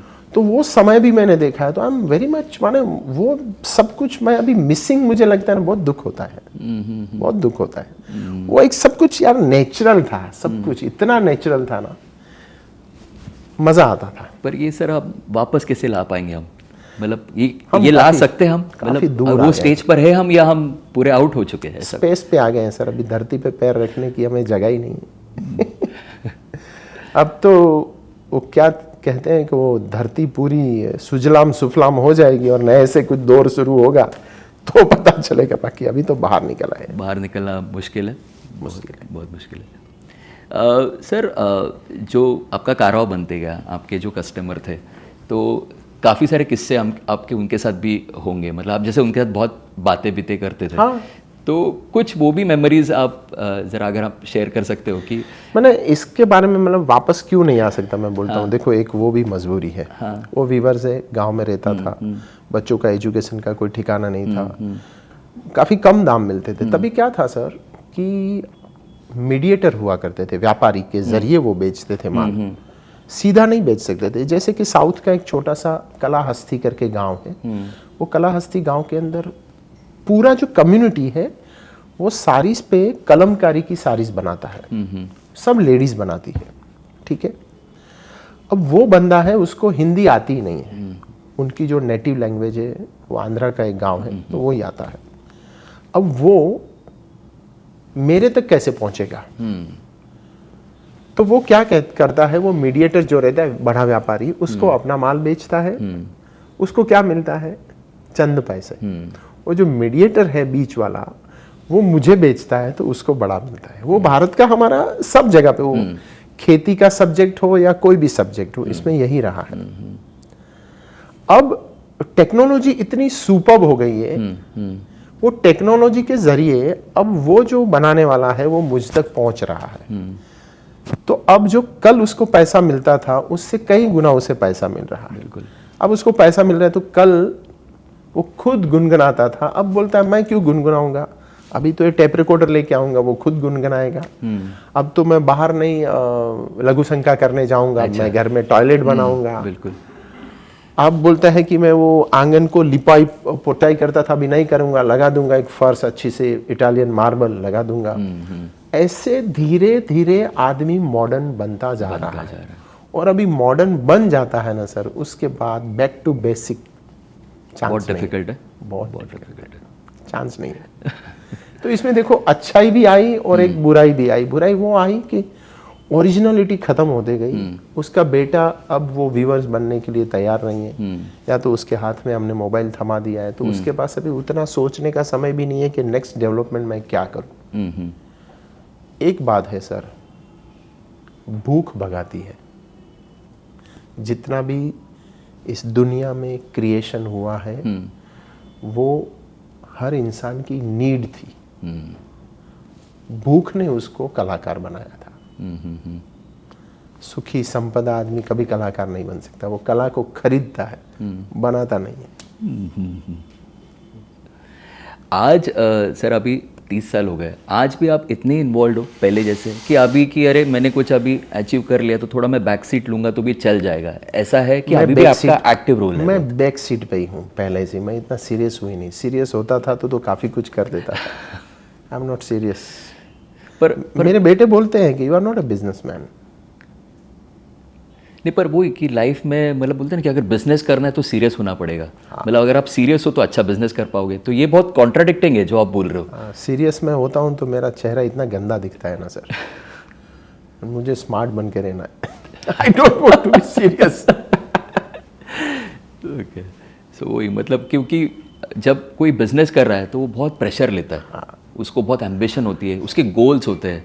तो ऐसा कुछ गोल आपने भी सेट किया था कि 5 साल के बाद ऐसा होगा, 10 साल के बाद ऐसा होगा, 15 साल के बाद ऐसा होगा, मेरा ये होगा, फिर ये शॉप होगा, फिर वो शॉप होगा, ऐसा कुछ रोड मैप आपने दिमाग में नहीं बनाया था? कहानियां बनती गई। बट हाँ, इतना होगा नंबर्स में। आज भी मैं वीक हूँ नंबर्स में, but I have a few dreams कि मुझे कुछ चीजें बनानी है फॉर दिस सोसाइटी। अब है ना, ये दुकान नहीं है सर, बिलीव मी। अब हस्तकला वो कोई दुकान नहीं है। मैं तो बोलता हूँ हस्तकला क्यों, हमारी एक और ब्रांड है कॉल मैंगो। वो भी अभी वो दुकान नहीं है। मैंगो का जन्म कैसे हुआ? बहुत सिंपल था सर। जब भी मैं कॉलेज में था, विंसन न्यूटन की एक ट्यूब खरीदनी है, औकात नहीं थी, क्योंकि 200 रुपए की एक ट्यूब। देखते थे, हाथ में पकड़ते थे। फिर उस समय के जो स्टेशनरी के स्टोर थे उनका कॉन्सेप्ट किस तरीके का था, दुकान हुआ करती थी, अंदर पूरा एज इन गोडाउन वो लोग यूज करते थे, बाहर एक काउंटर रखते थे, no one can enter, customer अंदर नहीं आ सकता है। कस्टमर आएगा, फुटपाथ पे खड़ा रहेगा, फुटपाथ से वो मांगेगा कि मुझे भाई पेन चाहिए, मुझे पेपर चाहिए, मुझे स्टेपलर चाहिए। तो वो जो दुकानदार रहता था अंदर जाता था, जैसे अभी मेडिकल स्टोर्स रहते हैं वैसे वो लेके देता था, वो जो देता था वो लेता था और चला जाता था। तो जब पहली बार मैं, मेरे ब्रदर इन लॉ है उनके साथ मैं जब जर्मनी गया, पेपर वर्ल्ड करके एक एग्जीबिशन होता है स्टेशनरी का, this is world's biggest exhibition, बहुत बड़ा एग्जीबिशन। पहली बार वो एग्जीबिशन देखा, और जो एक एक स्टॉल, माने एक पेंसिल बनाने वाला, सरप्राइज बोलूं, नटराज पेंसिल, मुझे ऐसा था कि वो इंडियन ब्रांड है, इट्स इंपोर्टेड ब्रांड। अच्छा, इज इट? या ओके, क्योंकि तो नाम मेरे से तो लगा हाँ, तो मेरे लिए सरप्राइज था कि इतने पेंसिल बनाने वाला आदमी, 5000 स्क्वायर फीट का स्टॉल। तो बोलते उसके और भी काफी सारे प्रोडक्ट्स है, और वो जो एग्जीबिशन था ना उसमें मैं पागल हो गया। मैंने बोला सर अपने मेस्मराइज को, हो गए कि हाँ, स्टेशनरी सब एक, और अलग अलग स्टेशनरी शायद से पहली बार देखी होगी आपने इतनी सारी। बिल्कुल पहली बार, क्योंकि हम तो क्या, वो सादा रेनोल्ड का पेन आया था, वो भी बहुत रिवोल्यूशनरी पेन था कि वो पेन से लिखते थे, उसके आगे की दुनिया पता ही नहीं थी। उसके बाद मेरा जो सेकंड थॉट आया कि स्टेशनरी का स्टोर अपने को बनाना ही है, वो मेरा एक दोस्त है, is an artist, Manish Sampat उसका नाम है, पागल सा आदमी है। हम दोनों बैंकॉक गए थे, तो वहां पर एक लॉफ्ट करके एक स्टोर था। लॉफ्ट स्टोर इतना ह्यूज था, स्टेशनरी स्टोर तो था, साथ में लाइफस्टाइल स्टोर था। अच्छा। एंड हम अंदर जा रहे हैं, हम सब चीज़ों को हाथ लगा रहे हैं, एक्सपीरियंस कर रहे हैं, एंड क्या लूँ क्या छोड़ूँ, मेस्मराइजिंग स्टोर था। हमने बोला मनीष, रात को हम बैठे थे बियर पे, मनीष अपने को ये दुकान थाना में बनाना है। अच्छा, बनाना ही है। देन मनीष तो चला गया वहां से लंदन, क्योंकि वो लंदन में कुछ लंदन स्कूल ऑफ फोटोग्राफी के अंदर कुछ तो भी कोर्स कर रहा था। वापस कुछ नया देना है लोगों को, नया देना, मतलब यहाँ नया आए एक्सपीरियंस कि जो अब हस्तकला साइड में हो गई यहाँ से, दिमाग से। अभी ये स्टेशनरी स्टोर चल रहा है दिमाग के अंदर। एंड सरप्राइजिंगली एक स्टोर मिल गया गोखले रोड पे, जैसा चाहिए था वैसा। The owner came to our store, उन्होंने चाबी दे के गए, ये चाबी तुम्हारी, दुकान तुमको चालू करना है। पर सर थोड़ा मैं इंटरप्ट करना चाहूँगा आपको कि जब कोई ऐसा हम प्लान करते हैं, जैसे अभी आजकल स्टार्टअप्स होते हैं या कुछ हम बिजनेस प्लान करते हैं, तब लोग बोलते हैं ना, अरे कैलकुलेटिव रिस्क लो, या फिर पहले एक आप कुछ ब्लूप्रिंट बनाओ या एक बिजनेस रिपोर्ट बनाओ और फिर आप वो स्टेप लो। तो ये सारी प्रोसेस होती थी तभी वो टाइम पे, या सिर्फ आपके थैंक्स टू मैथमेटिक कि मेरे को आता ही नहीं था। कसम से बोल रहा हूँ, आई स्वेयर, सोचते ही नहीं थे सर, जो होगा देखा जाएगा, ऐसे वाला नेचर था। एंड इसके पीछे का एक पर बहुत इसका बड़ा डर कभी नहीं लगता था कि अगर नहीं चला? सर इसके पीछे का सबसे बड़ा जो डर नहीं लगता था वो थे मेरे बड़े भाई। He is a father like me and Guru like me. वो है ना, संभाल लेंगे। अच्छा। कुछ भी होता था। क्योंकि कई सारी चीज़ें सर ऐसा होता है कि कोई टेक ऑफ कर क्यों नहीं पाता, क्योंकि उसमें वो डर रहता है और डर की वजह से उसका वो ड्रीम पूरा कोलैप्स हो जाता है। तो जो ऐसे डरे हुए लोग हैं जो ये देख रहे हैं, उनको आप क्या बताओगे, क्या गाइड करोगे? आपका सपना है ना, उसके पीछे लग जाओ। डर जैसा कुछ नहीं होता है, डर के आगे ही जीत होता है। ऐसा कॉमन एक लाइन है, मैं वही बात अभी बोल सकता हूँ। बट आपका अंदर का कॉन्शियसनेस है ना, वो अगर क्लियर है कि मैं जो कर रहा हूँ वो सही है, प्योर कर रहा हूँ, तो उसे चलना ही है। चलना ही है। मैं आपको मैंगो की कहानी इस तरीके से बता सकता हूँ कि द डे मैंने सोचा कि मुझे ये स्टोर करना है, सबसे पहले मैंने बोला कि मुझे वो काउंटर हटाना है। अच्छा। अब मैं बताऊं, सबसे पहले हमारे मैंगो में काउंटर ही नहीं है। नहीं है। अभी मैं बताता हूँ यहाँ कहानी क्या है। मेरे फादर इन लॉ साइड, उनका एक बहुत बड़ा ब्रांड है स्टेशनरी का, अनुपम। और मुंबई में अनुपम बोले तो अमिताभ बच्चन इन स्टेशनरी। सब स्टोर सुपर डुपर उनका, अंधेरी है, Borivali, then Goregaon, they are the masters. Stationery store के जो सप्लायर को पूछो अनुपम क्या है तो नाम खत्म। तो सबसे पहले हमने सोचा कि हम काउंटर नहीं रखेंगे। दूसरा, नाम। मनीष और मैं मेल पे बात कर रहे हैं, नाम क्या रखा जाए।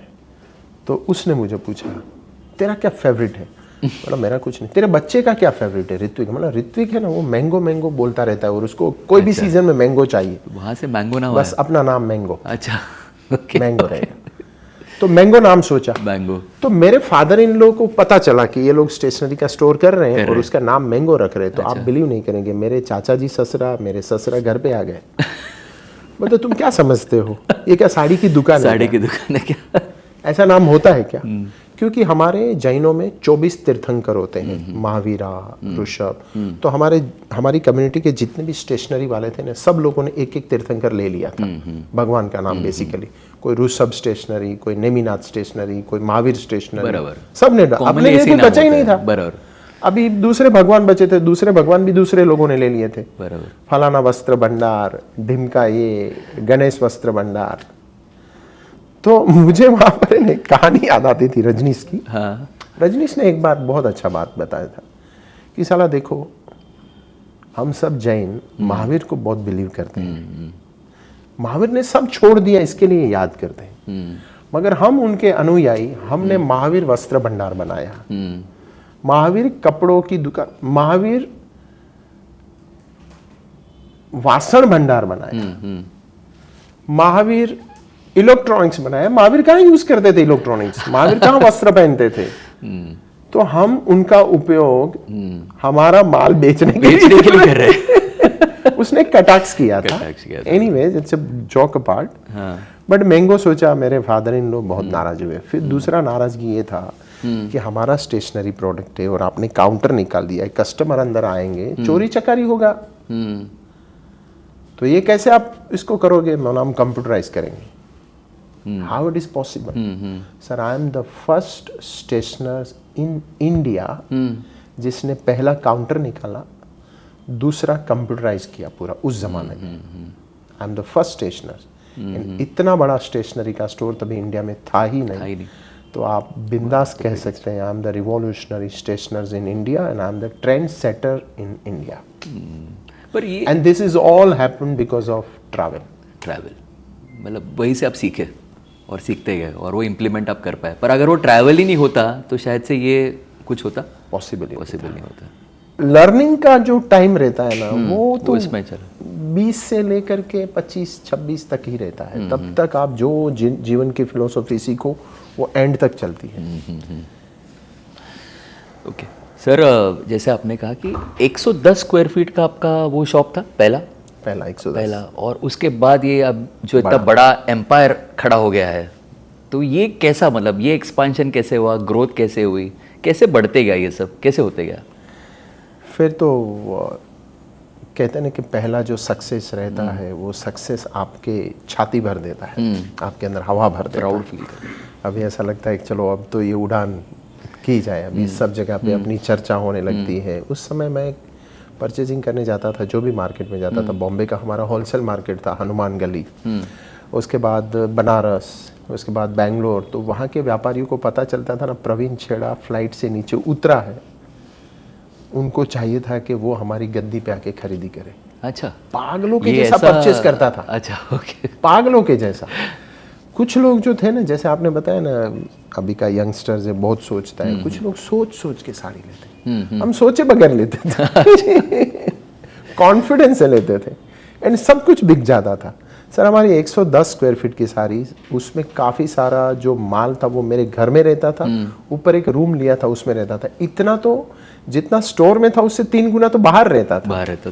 ये तभी की हमारी ताकत थी, तभी का कॉन्फिडेंस था। फिर जैसे ही अपॉर्चुनिटी आई, एंड मैं कह सकता हूँ थैंक्स टू किशोर बियानी साहब, बिग बाजार के प्रणेता, उन्होंने इंडिया के अंदर एक मॉडर्न रिटेलिंग का ट्रेंड स्टार्ट कर दिया थ्रू द बिग बाजार।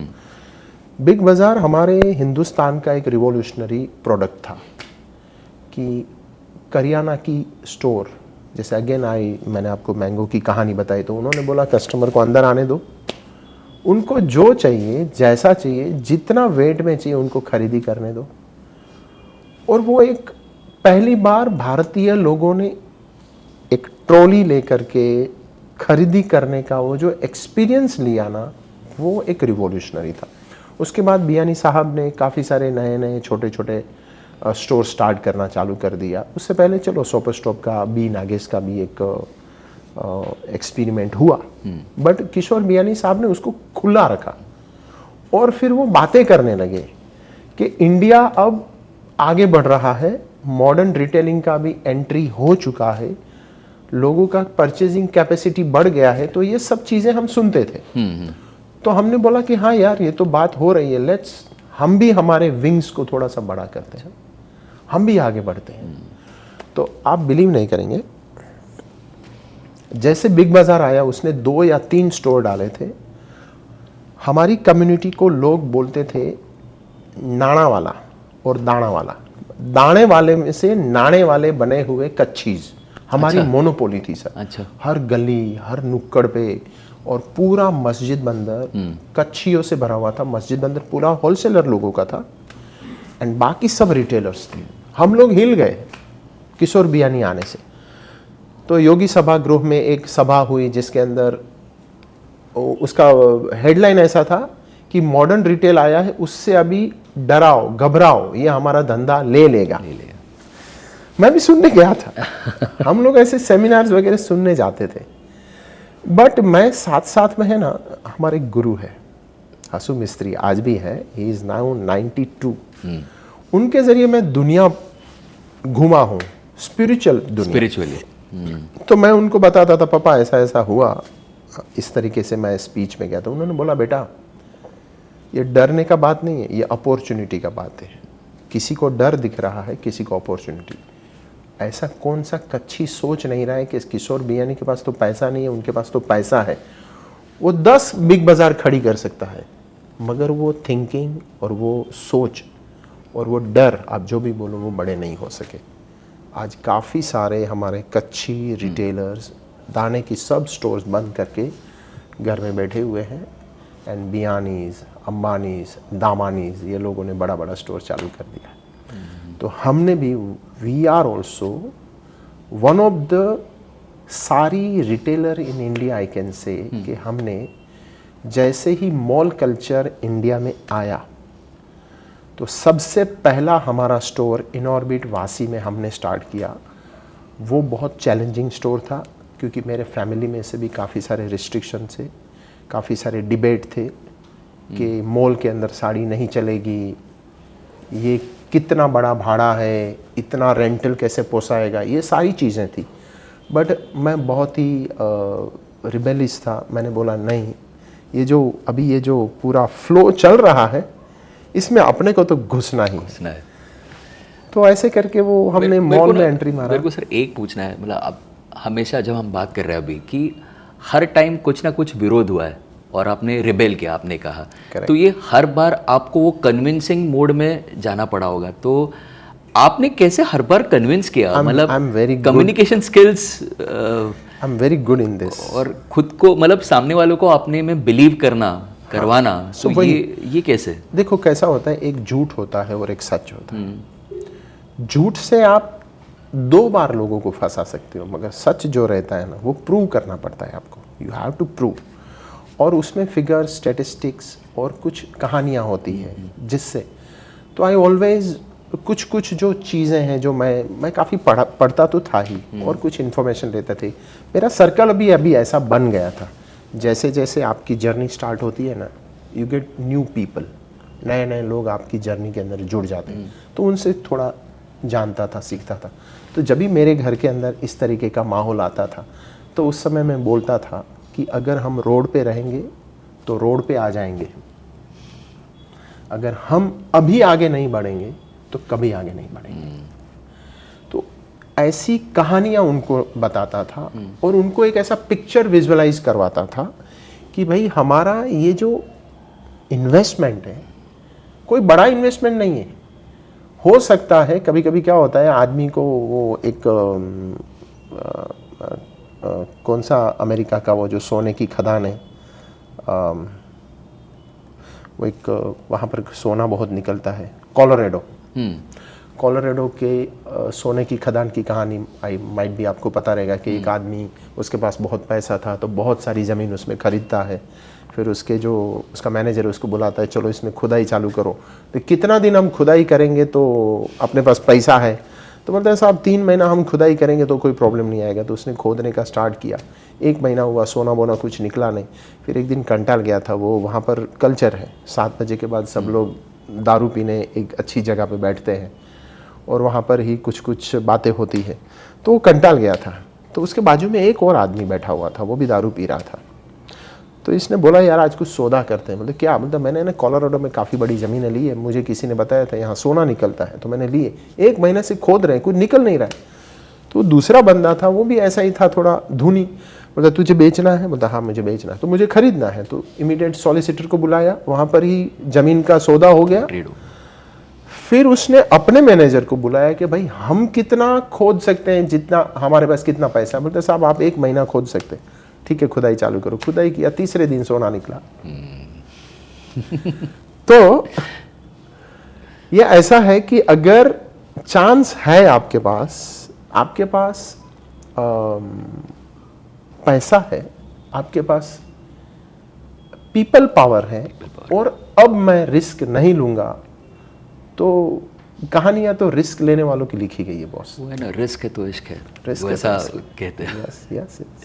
सर आपके जो स्टोर्स होते हैं बहुत ही प्यारे होते हैं और उसका डिस्प्ले भी बहुत अलग होता है, तो इसके पीछे का साइंस क्या है? मतलब बहुत इंटरेस्टिंग होता है वो जो उसका अरेंजमेंट है। इसमें भी again I tell you, the design school एक है, हाँ, दूसरा पहले से ही परफेक्टनिस्ट हो, सब कुछ परफेक्ट चाहिए, सब कुछ। उसका रीज़न है, उस समय की हमारी दुकानें आप जाते थे, कोई भी दुकानों में, माइट भी आप बच्चे रहेंगे तभी आप गए रहेंगे, तो अनटाइडी रहती थी, टूटी फूटी लैंग्वेज बोली जाती थी, कोई रिस्पेक्ट कस्टमर को मिलता नहीं था, एंड कस्टमर आया बोले तो दुश्मन आया जैसा था। भले लिखा हुआ रहता है ग्राहक हमारा भगवान है, कस्टमर इज गॉड, हाँ, मगर ऐसा कुछ होता नहीं था।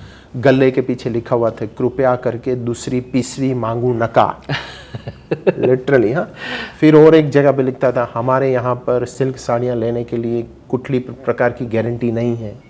ये मैं देखता था, मतलब ये क्या नौटंकी है, और जैसे तैसे दुकान बनाते, बजट में ही दुकान बनाते थे। बट माय फिलोसॉफी, अगर आपको अच्छा माल बेचना है, अगर माल को इज्जत देनी है, तो आपकी सेल्फ भी इज्जतदार रहेगी। वो कहते हैं ना कि अगर सिंह का दूध पीना है तो स्वर्ण का पात्र चाहिए। तो अगर I am a seller of good saris, तो मुझे उसका सेल्फ को भी उसी तरीके से सजाना है। एंड तभी एक फिलोसॉफी ऐसी भी चलती थी, जो दिखेगा वो बिकेगा। तो मुझे पूरा का पूरा बाजार है, उसमें से अपने आप को बाहर लेके आना है, तो I have to design myself. क्योंकि सर कई बार क्या होता है, इतनी वैरायटी होती है कि लोग कंफ्यूज हो जाते हैं, और अगर कंफ्यूज हो गए तो फिर शायद से कुछ खरीद भी ना ले। तो मतलब वो उनको कंफ्यूज भी नहीं करना है, पर उनको राइट वैरायटी भी दिखानी है। मतलब ये सब बहुत प्लानिंग होता होगा ना इसके पीछे। मैं आपको बताता हूँ सर, अपनी बड़ाई नहीं करें, द फर्स्ट जब भी सेल्स पर्सन हमने रखे, यहाँ वहाँ से ही आते हैं ना, वो तो बेचारे पढ़े लिखे नहीं रहते। हमने बोला था जो साड़ी है वो साड़ी ही आपको कस्टमर को बोलना है, अगर आपके पास नहीं है तो ना बोल देना है। क्योंकि आपके अंदर अगर सच्चाई नहीं है तो आप कस्टमर को कैसे आप बेच सकोगे कुछ माल। एक ये, दूसरा हमारे अंदर दूसरा होता था, जितने भी सेल्स पर्सन थे ना, उसमें महाराष्ट्रियन भी सेल्समैन थे। वो सब लोगों को हमारी लैंग्वेज आती थी, कच्छी लैंग्वेज, वागड़ की माने गुजराती लैंग्वेज वगैरह वगैरह। तो जैसे ही सेल्समैन जो कस्टमर आते थे ना, तो परख लेते थे कि ये लेने वाला है नहीं लेवाना है। तो कुछ कुछ शब्द है, जैसे कि ये मेथी मारवा है। पर ये सर कैसे परख पाते हो, मतलब ये वो एक ये क्या, ये आर्ट क्या है, ये कैसे आर्ट है? इसके लिए आपको 1 साल गुजारना पड़ेगा। मतलब किसके पीछे कितना टाइम देना है, किसके पीछे कितना टाइम नहीं देना है, या कौन वो डिसीजन मेकर है। मतलब एक ग्रुप आ जाता है, और ग्रुप में कोई तो एक होता है जो एक डिसीजन मेकर होता है, तो उसके ऊपर कैसे कॉन्सेंट्रेट करो। मैं इंटरेस्टिंग बात बताता हूँ इसकी, एक ग्रुप वाला जो है ना बहुत अच्छा रहता है। हाँ, तो हमारे तो कस्टमर लेडीज़ हैं। लेडीज़ इज़ वो थोड़ी सी कभी भी साड़ीज परचेस करने आते हैं ना, अकेले नहीं आते, पूरा 2-3 सहेलियों को साथ में लेके आते हैं। तो उसमें से एक को लेना है, 2 तो साथ में उसको सपोर्टर है। तो हमारा जो स्मार्ट सेल्समैन रहता है ना, उसको पता चल जाता है लेनी किसे है और चल किसकी रही है। तो उसका जो टारगेट पॉइंट रहता है ना, जो चल रही है ना जिसकी, उसको करने का। कि जैसे कि आप एक लेडी से मंजू नाम की, उसे साड़ी लेनी है और अंजू है उसका चल रहा है, अरे अंजू मैडम क्या आपका चॉइस है, सुपर चॉइस है, माय गॉड हमने कितने टाइम के बाद ऐसे कस्टमर देखे, इनको कलर कॉम्बिनेशन का परख है। तो अंजू बहन हो गए फिदा। अब सेल्समैन का काम खत्म हो गया, अभी अंजू सेल्समैन का काम कर रही है। मी तुला सांगितलं ना, हेच घ्यायचे, हेच घे। सो ये जो टैक्टिक्स है ना, वो एक्सपीरियंस से आता है। ये हमारी MBA स्कूल है। MBA स्कूल है, ये अलग MBA स्कूल है, ये अलग MBA स्कूल है। तो तभी क्या था सर, अंदर अंदर है ना लोग बातें करते थे, अंदर अंदर बातें करते थे। पर सर ना एक किस्सा जस्ट मैं भी बताऊंगा आपको। मतलब ये तो लेडीज़ का हुआ, एक जेंट्स ने मेरे को बताया हुआ किस्सा मैं आपको बताता हूँ। कि वो कहता है कि हस्तकला में जाके ना मैं बहुत सॉर्टेड हूँ, मैं इजीली शॉप करके आ सकता हूँ, मतलब मुझे टेंशन नहीं आता है, क्योंकि ना उसको पता रहता है कि मुझे क्या चाहिए क्या नहीं चाहिए। या उसको वो याद रहता है जब मैं मेरे वाइफ के साथ आया था, तब मेरे वाइफ ने क्या सिलेक्ट किया था। मतलब इतनी मेमोरी होती है। तो इनको आप ग्रूम कैसे करते हो इन लोगों को? सर हमारा मैंने वही बताया कि द हस्तकला इज ए स्कूल। आज थाना के अंदर साड़ीज के, मैं एंटायर मुंबई की बात कर रहा हूँ, सारा मुंबई में साड़ीज के स्टोर बंद हो गए हैं। अगर बॉम्बे के लोगों को भी अच्छी साड़ी परचेज करनी है ना, तो उसे थाना में आना ही पड़ेगा। थाना की जो गोखले रोड की मार्केट है, उसमें जो एक एक स्टोर है, नॉट ओनली हस्तकला, हस्तकला लो, कला मंदिर, कला निधि एंड मेनी मोर, ये सब में कोई न कोई हस्तकला के बच्चे हैं। स्कूल तो हस्तकला की है, ये तो मानना पड़ेगा। इससे पहले जो स्कूलिंग थी वो इतनी अच्छी नहीं थी, इतने अच्छे सेल्समैन नहीं थे, इतनी रिस्पेक्ट कस्टमर को नहीं मिलती थी, कोई पानी भी नहीं पूछता था, कोई चाय नहीं पूछता था। और उस माहौल के अंदर हमने रिवर्स चालू किया। कस्टमर कुछ भी ले ना ले, उसको पानी का पूछो, उसको चाय कॉफी का पूछो। अगर मैंने पीछे लिखा है कि ग्राहक भगवान है, तो आप बनो, आप बनो, लिखो मत। And we did this practice in every salesman, और हमने वो कल्चर खड़ा किया sir, to service the customer. क्योंकि अब हमारी जो हस्तकला है वो माइट भी इंटीरियर में दूसरी दुकानों से अलग रहेगी, बाकी प्रोडक्ट तो अभी क्योंकि दुनिया खुल गई है पूरी। सब लोगों के पास सब कुछ मिल रहा है। सो मुझे अपने आप को इस कंपटीशन का मार्केट में अलग कैसे कर सकता हूं? तो मेरे पास एक ही चीज है, सर्विस। मैं सर्विस से उसको अलग कर सकता हूं। सर सर्विस से ही मतलब एक मेरे को सवाल पूछना है आपको कि आप शायद से यू आर द पाइनियर कि एक स्टूडियो अंदर सेटअप करना और एक वो ब्राइड को वो फील देना कि वो एक्चुअल उसका जो डे है, उसका इम्पॉर्टेंट डे, उस दिन वो कैसे दिखेगी, उसको पूरा एक वो माहौल उसको देना। तो ये एक एक्सपीरियंस कैसा था? लोगों ने आपको आके उनका भी एक्सपीरियंस शेयर किया होगा, तो ये हमने आरा करके एक स्टोर चालू किया था जिसके अंदर हमने रैम्प बनाया था, लाइटिंग्स एंड स्टूडियो लाइट्स और वो सब कर दिया था, हमने किया था। People like very much, very much. सपने तो बहुत थे बट ठीक है, हर सपना सच नहीं होता है। ये सर अभी का जो दौर है, मतलब थोड़ा सा अभी लोग क्या है बहुत वेस्टर्न कल्चर की तरफ जा रहे हैं। तो साड़ी पहले लोग बहुत पहनते थे, अभी उतना ही लोग पहनते पहले जैसा हमारे या इवोल्यूशन कैसा हो रहा है साड़ी के अंदर? इनफैक्ट जो मैन्युफैक्चरर हैं, जो सप्लायर्स हैं, रिटेलर हैं, हम लोग सब हम खुद को सवाल पूछते हैं, एक दूसरे को सवाल पूछते हैं, साड़ियाँ बिक तो बहुत रही है, साला पहना हुआ तो किसी को देखते नहीं है। ये क्या है मतलब? ये हमारे लिए भी सरप्राइज है थोड़ा। बट आई थिंक अब ये प्रोडक्ट है ना, सिर्फ और सिर्फ फंक्शन तक ही सीमित रहेगा। पहले हमारी मम्मी, आपकी दादी, सब लोग नॉर्मल कल्चर्ड होम के अंदर, घर के अंदर भी साड़ीज ही पहनती थी।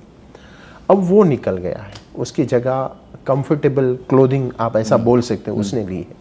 अब ये कंफर्टेबल क्लोथिंग क्या साड़ीज नहीं थी पहले 2 बच्चे नीचे खेलते थे, एक बच्चा यहाँ पर पकड़ा हुआ रहता था, साथ में रसोई का काम चलता था, कपड़े धोती थी हमारी माँ, झाड़ू पोछा लगाती थी, साइकिल चलाती थी, स्कूटर चलाती थी, एवरीथिंग वाज देयर। तो ये अचानक से कंफर्टेबल डिसकंफर्टेबल कैसे हो गया वो पता नहीं चल रहा।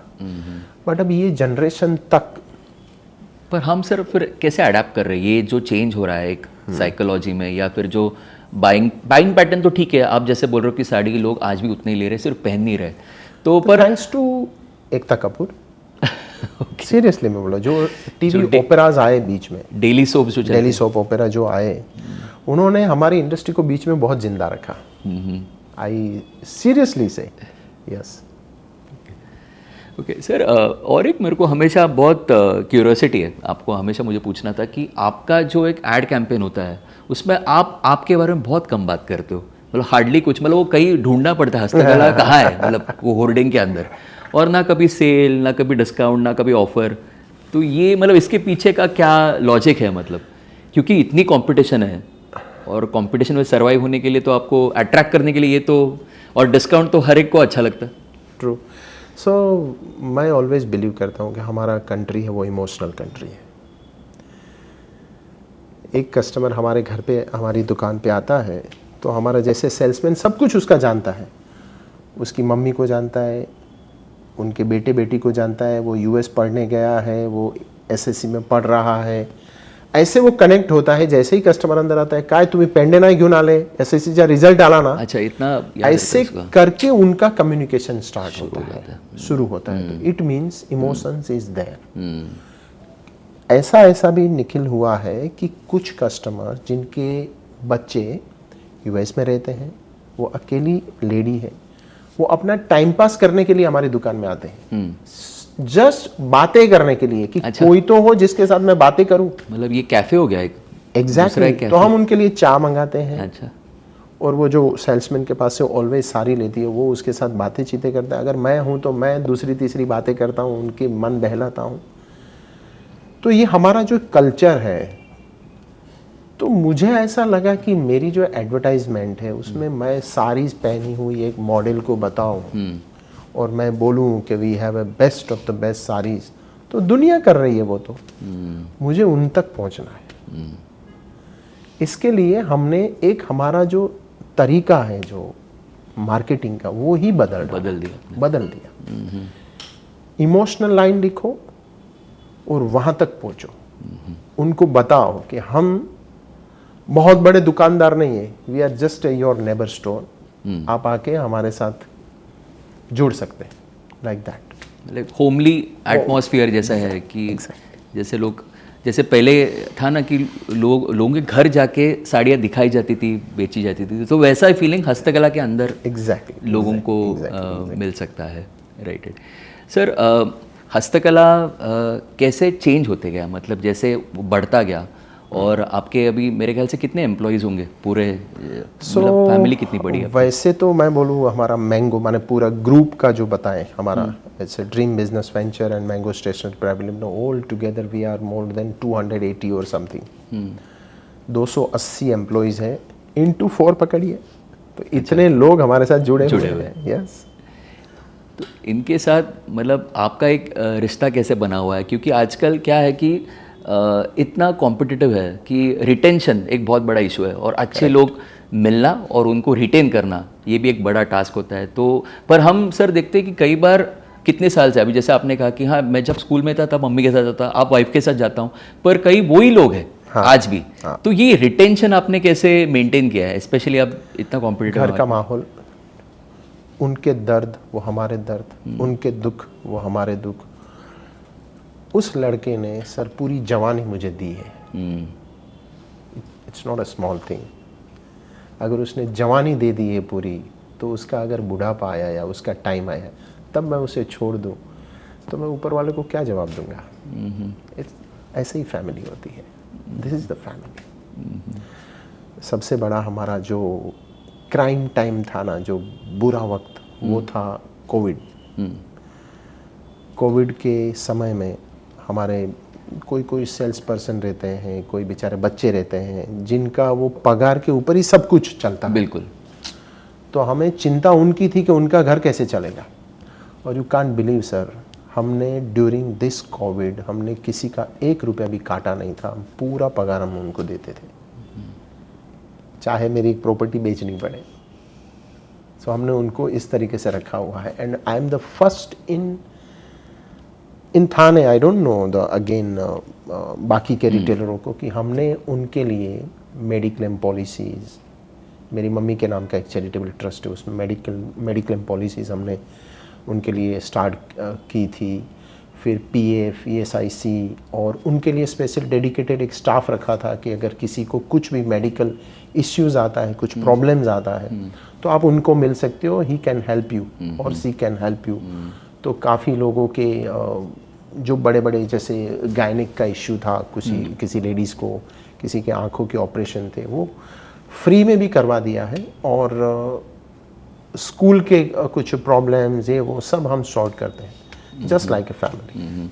आपने कोरोना का जिक्र किया, तो तभी वो टाइम पे तो बहुत स्ट्रेसफुल माहौल था, तो आपको भी स्ट्रेस आता है मतलब, और आप वो स्ट्रेस को कैसे डील करते हो? मतलब आपका स्ट्रेस बस्टर क्या है? मतलब सर स्ट्रेस तो ऐसी चीज़ है ना, कोई दिखाते हैं कोई नहीं दिखाते हैं, वो तो रहता ही है। यू आर, एंड बिजनेसमैन को सबसे ज़्यादा होता है, because businessman is not only a businessman, वो काफ़ी लोगों का एक, कहते हैं ना कि वो ट्रस्ट का एक पॉइंट होता है। लोग डिपेंडेंट होते हैं उसके ऊपर, डिपेंडेंट होते हैं। There is again I have a one more philosophy during this, मैं इसको कैसे तोड़ सका। हमारे यहाँ पर एक सेठ होता है और एक लीडर होता है, बिजनेस में भी ऐसा ही है कि ये यार बेस्ट लीडर है और ये बहुत सेठ है। सेठ रहता है, बहुत बड़ा होता है, पैसा होता है, सब कुछ होता है। और सेठ ऑलवेज ऐसा ही समझता है कि मेरी जो स्पेशलिटी है, हमारा बिजनेस करने का जो स्किल है, वो किसी को पता नहीं चलना चाहिए। उसको अपने बेटे पे भी भरोसा नहीं होता है। सेठ मर जाता है, कंपनी डूब जाती है। हमने ये ट्राई किया है कि हमें सेठ नहीं बनना है, हमें लीडर बनना है, क्योंकि लीडर ऑलवेज है ना अपनी स्किल अपने बाद में किसी न किसी को पास ऑन करता है और अपने जैसा ही दूसरा लीडर वो खड़ा करता है। हमने वो किया और हम वो कर रहे हैं ताकि ये कला लुप्त न हो जाए। सर, थोड़ा जो पहले आपने एक जवाब दिया कि आपकी जो मार्केटिंग स्ट्रेटजी है बहुत ही अलग है, मतलब आप कुछ डिफरेंट सोचते हो, हमेशा आपका out of the box thinking होता है, और साड़ी को आप ज़्यादा प्रमोट नहीं करते हो, साड़ी के पीछे जो स्टोरी होती है Yes. सटली आप उसको प्रमोट करते हो। तो ये जो आपने आर्ट फेस्टिवल शुरू की आनंद घना, या फिर हस्तकला लाइव जैसा एक न्यूज़लेटर आपने शुरू किया, या हाल ही में आपने वॉकेथॉन हमने किया, वो खास व्यूवर्स के लिए था, पर उसमें भी काफ़ी अच्छा हमें रिस्पॉन्स आया। तो ये सारे हम इवेंट्स देख रहे हैं सर, ये सारी चीज़ें हम देख रहे हैं, पर कहीं भी यहाँ पे ना बहुत साड़ी को हम हैमर कर रहे हैं या प्रमोट कर रहे हैं, ऐसा कुछ होता नहीं है। मतलब ये करने के पीछे सब क्या कारण है, मतलब ये सब आर्ट फेस्टिवल करना या बाकी चीज़ें करना? तो कहते हैं ना कि कोई बड़े महापुरुष थे, वो कभी अपनी कहानियाँ नहीं बोलते थे कि we are big and bad. तो हम ये कहना चाहते हैं कि हस्तकला एक टूल है। जैसे आनंद घना आर्ट फेस्टिवल किया, तो वो मेरा खुद का पर्सनल शौक भी है एक, और दूसरा लोग अभी आर्ट के प्रति थोड़े से भाग रहे हैं, क्योंकि एवरीथिंग, सब कुछ हाथ में आ गया है, उनको जो भी इंफॉर्मेशन चाहिए वो हाथ में आ जाता है। तो ऐसे ही चलेगा तो ये जो पूरी इंडस्ट्री वो कैसे चलेगी, ये लोग जो नए नए आ रहे हैं वो कैसे चलेंगे। तो हमने सोचा कि क्यों ना भारतीय जो कला है उसको एक प्लेटफॉर्म दें और एक फेस्टिवल स्टार्ट करें। हो सकता है ये फेस्टिवल आज छोटा है, कल बड़ा भी हो सकता है। अब वो कितना बड़ा होगा मैं देख सकता हूँ, मगर मैं अभी बोलूँगा नहीं, बट ये काफ़ी बड़ा होने वाला, I am sure, damn sure. तो हमने स्टार्ट किया कि चलो हम एक अच्छे लोगों को प्लेटफॉर्म देते हैं और उनके ज़रिए हम एक बात करते हैं, कला के ज़रिए, हमारी खुद की हस्तकला की भी, एंड हम भारत की ये परंपरा की। I think this is the best. और इमोशनल तो है हम सब, तो हम जुड़ जाएंगे। तो मुझे ये अच्छा लगा, एंड हम काफ़ी हद तक सक्सेस भी हुए हैं। लोग फ़ोन करके पूछते हैं आपने बहुत ही अच्छा प्रोग्राम रखा था, काफ़ी अच्छा आपने बात किया। तो मैंने बोला चलो सक्सेस हो गए हम। एंड ये जो अभी वॉकेथॉन रखा वो तो एक यू नो द बेस्ट कुछ करना है, कुछ क्या करेंगे। और पर कैसा लगा, मतलब एक वो वॉकेथॉन के सक्सेस के बाद, मतलब आपने इतना स्पेकुलेट किया था, एक्सपेक्ट किया था कि इतना अच्छा रिस्पॉन्स आएगा? नहीं, इनफैक्ट अपना जो इवेंट वाला था उसको भी हमने बताया था कि भाई सक्सेस का नंबर्स कितना होता है। तो इवेंट वाले ने बोला 500 600 लेडीज आ गई तो सक्सेस। मैंने तभी बोला था 600 में आई एम नॉट सेटिस्फाइड, मुझे तो कम से कम 3000 प्लस लेडीज चाहिए। एंड हमारी जो टीम है the Kashyap and all people, उनको बोला भाई 3000 तो लेके ही आना है, तुझे जितनी मार्केटिंग करनी है ना फ्री हैंड।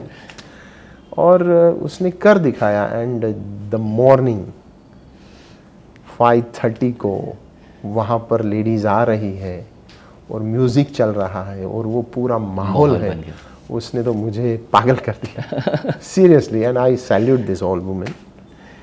पर I think sir positive thinking matters. मतलब जैसे आपने वो सोचा पॉजिटिवली कि इतने लोग आने चाहिए, भी सर मतलब आपको चाहिए था कि 3000 लेडीज़ वहाँ पर आए और वो इवेंट एंजॉय करे। मतलब आपने एक सोचा था, एक पॉजिटिव थिंकिंग, विश थिंकिंग जो अपन बोलते हैं। तो ये पॉजिटिव थिंकिंग कैसे मैटर करता है लाइफ में? मतलब लोग तथास्तु ऐसा बोल देते हैं ना फिर। खुद के साथ जिद, एंड हमें पता होता है कि हमने जो डिज़ाइन किया है, जो प्रोग्राम हमने डिज़ाइन किया है वो इतना शिद्दत से किया है, इतना ख्याल रख के किया है कि आई एम वेरी श्योर कि इतने लोग तो आएंगे। ऐसे ही नहीं कुछ भी प्रोग्राम डिज़ाइन किया है, बनाया गया है। इसके पीछे सोच रखी है, फिलोसॉफी चल रही है। तो इतने साल हम जो शहर के अंदर काम कर रहे हैं, बड़े हो रहे हैं, लोगों को पहचान रहे हैं, इतना तो बनता है कि इतने लोग आएंगे ही। एंड ये ब्रांड फेथ है, कस्टमर का हमारे पे फेथ है, इसलिए आना ही है, ज़रूरी है। और इनोवेशन भी सर आप बहुत करते रहते हो ना, और लोगों को नए नए चीज़ें बहुत पसंद होती हैं। मतलब ये हस्तकला लाइफ जो आपने शुरू किया, एक न्यूज़लेटर सिर्फ लेडीज़ के लिए, मतलब I think we will be first in India any sari store to start a newsletter for ladies. मतलब ये एक अलग ही इनिशिएटिव था जिसमें आप ना सिर्फ आपके कस्टमर्स पर कोई भी लेडीज़ जो अच्छा काम कर रहे हैं, आप उनको अप्रिशिएट करने के लिए आपने ये न्यूज़लेटर शुरू किया है। मतलब एक बहुत पॉजिटिविटी उससे क्रिएट होती है। Is a voice of women actually, life is a voice of women. कभी कभी क्या होता है, मेरे नेबर में कोई लेडीज़ या तो मेरी बगल की बिल्डिंग में कोई एक स्त्री है वो कुछ काम कर रही है जो कि हमारी ये जो सोसाइटी है उसमें उसका सहयोग हो रहा है, जिससे उससे वो फर्क पड़ रहा है, सोसाइटी एक एडुकेट हो रही है, ग्रेजुएट हो रही है। तो हमने लगा यार ऐसे लोगों को, हम काफ़ी लोगों को तो पहचानते ही नहीं है, हम जिसको पहचानते वो तो शायद बहुत कम है, तो क्यों ना निखिल के साथ ही मिलके ये बनाया जाए, किया जाए। एंड वो एक उनका वॉइस है लाइफ, और लाइफ भी इसीलिए नाम दिया गया है कि ड्यूरिंग द हमारी जर्नी, हमारा हम ऑलवेज यही कोशिश करते हैं कि हमारी जो बची कुची ज़िंदगी है, हमारी लाइफ है, वो अच्छी हो। तो इसीलिए उसको नाम भी दे दिया life. Let's start with something. अभी सर कितना चैलेंजिंग है मतलब बिजनेस करना, मतलब अगर अभी ये जो कोई देख रहे वीडियो, तो अगर वो कोई एस्पायर कर रहे कि मैं आप जैसे बनूं, मुझे पीसी बनना है, तो पीसी बनने के लिए क्या करना पड़ेगा, क्या है आपका सक्सेस फॉर्मूला, क्या है मतलब right now at this age? अभी तो अगर पीसी बनना है ना बहुत इजी है, अगर पैसा बनाना है तो। और पहले सर ब्रांड को बनाने के लिए 25 साल लगते थे, 30 साल लगते थे, अब 2 साल काफ़ी है। आपके पास इतने टूल्स आए मार्केटिंग के और लोगों के घर घर तक पहुंचने के लिए। पहले हमारे पास सिर्फ 2 ही टूल थे, एक होर्डिंग था और एक न्यूज़पेपर था, बाकी कुछ भी नहीं था। अब आप उनकी टॉयलेट के सीट के ऊपर पहुंच सकते हो। जैसे हमने देखे काफ़ी सारी ब्रांड, कल कुछ नहीं था आज इतनी बड़ी हो गई है, तो अभी तो इतना इजी हो गया है ना एक ब्रांड बनाने के लिए। बट यस, एक तो सक्सेस होने के लिए जिद होनी चाहिए, जो प्रोडक्ट में आप घुसे हो उसका नॉलेज होना चाहिए, और तीसरा एंड इम्पॉर्टेंट वो होना चाहिए कि जो प्रोडक्ट के ऊपर हम काम कर रहे हैं उसमें हम ईमानदारी माने ट्रांसपेरेंसी रखें। अभी ट्रांसपेरेंसी का ज़माना है, क्योंकि पहले जो हम कुछ करते थे, एक ही आदमी ज्ञानी था, दूसरे नहीं थे। अब सब लोगों को सब कुछ पता है, उसमें अगर आप झूठ बात करने लगेंगे तो आपकी ब्रांड नहीं बनेगी। अगर आपको ब्रांड बनाना है तो शिद्दत से लग जाओ, सक्सेस 2 साल में है। और पैसे, पहले हमारे पास पैसे नहीं थे, हमको जो भी करना था तो हमको घर के पैसे डालने पड़ते थे। अभी तो वेंचर कैपिटलिस्ट इतने खड़े हैं कि अगर कोई यंगस्टर्स एक नया आइडिया लेके आ रहा है तो उसके पीछे लग जाते हैं कि भाई पैसा मैं लगाता हूँ, तू काम कर चल। तो अभी काफ़ी इजी हो गया है। मैं इसको कंपटीशन का दौर नहीं बता रहा हूँ, मैं तो इसको अपॉर्चुनिटी का दौर बता रहा हूँ। नहीं पर सर ये आइडिया वर्केबल है या नहीं, ये हम कैसे उसको चेक करें? मतलब क्योंकि ये एज इतना फ्रेजाइल एज होता है कि ये एज में इतनी मैच्योरिटी नहीं होती। फिर कई बार लोग कतराते, इन्वेस्टर को मिलना, अप्रोच करना। इनफैक्ट मैं इसमें उल्टा हूँ सर। पहले हम 21 साल में इतने मेच्योर नहीं थे जितने अभी बच्चे 18 साल में हो जाते। एक तो बहुत जल्दी प्यार में गिर जाते हैं और प्यार में वो मार खाते हैं, तो अपने आप ही वो मेच्योर हो जाता है। अभी जितने बच्चे मेच्योर्ड है उतने हम नहीं थे। 100% मैं बताता हूँ, आज भी मैं मेरे बच्चों से कम है ना मेच्योर्ड हूँ। वो ज़्यादा सुलझे हुए हैं, वो ज़्यादा फोकस्ड हैं, वो ज़्यादा क्लियर है। हम इतने क्लियर तभी न थे, ना ही अब है। हमारे पास जो तब था ना, वो एक ही चीज़ था और वो था जिद। हमें कर दिखाना है बस। शायद अब ये नहीं, अब वो कैलकुलेटिव हो गए हैं, ऐसा वैसा फलाना ढिकना, उसमें उनकी गलती नहीं है। एजुकेशन जो स्कूल में हमने उनको पढ़ाया है वो स्कूल वो लेके आ रहे हैं। हमको तो हमारे पिताजियों ने पढ़ाया था। सर जैसे फैमिली की बात चल रही है, तो ये जो 30 साल थे इसमें एक फैमिली का रोल कैसा रहा है? फैमिली ने आपको कैसे सपोर्ट किया? बहुत बड़ा सर। और खास करके आपकी जो बेटर हाफ है, मैं तो बोलता हूँ एंटायर फैमिली, माने फ्रॉम माय ब्रदर, माय भाभी, देन मेरे भतीजे, एंटायर। अगर फैमिली में कोई एक आदमी आपकी वजह से डिस्टर्ब है तो सक्सेस मिल ही नहीं सकता है sir. Family is a power, वो आपकी ताकत है sir. I am very lucky कि मेरी वाइफ, वो लोग ऐसा कहते हैं कि सी इज़ अ अन्नपूर्णा। तो वो सिर्फ मेरा ख्याल नहीं रखती है, मेरे साथ जुड़े हुए हर आदमी का ख्याल रखती है। हंस के बात करना, उनकी ज़रूरियातों को समझना, वो जब भी स्टोर में कभी राउंड लगाने को आती है तो उसे पता चल जाता है कि फ़लाना फ़लाना एक लड़का है, वो थोड़ा ठीक ठाक नहीं लग रहा है, तो मुझे शाम को बताती है, आप उसको पूछो क्या चाहिए उसको। अच्छा, यस, इस तरीके से। माइक्रो लेवल पे। हाँ, एंड वो जब भी स्टोर में आती है, कोई कस्टमर अगर है तो उनके साथ बातचीत करना, उनको उनके साथ दोस्ती का ऐसा माहौल बना देना। एंड फिर मेरे पर्सनल जो कुछ हम ऑलवेज तो सच्चे होते नहीं, हम गलत भी होते हैं, तो हमारी गलतियों को भी नज़रअंदाज करना, या तो हम कभी ब्रेक डाउन हो जाते हैं तो हमें संभालना, संवरना, दो अच्छी बातें करना। आई थिंक अगर फैमिली आपके साथ नहीं है तो सक्सेस कोई सवाल ही नहीं है।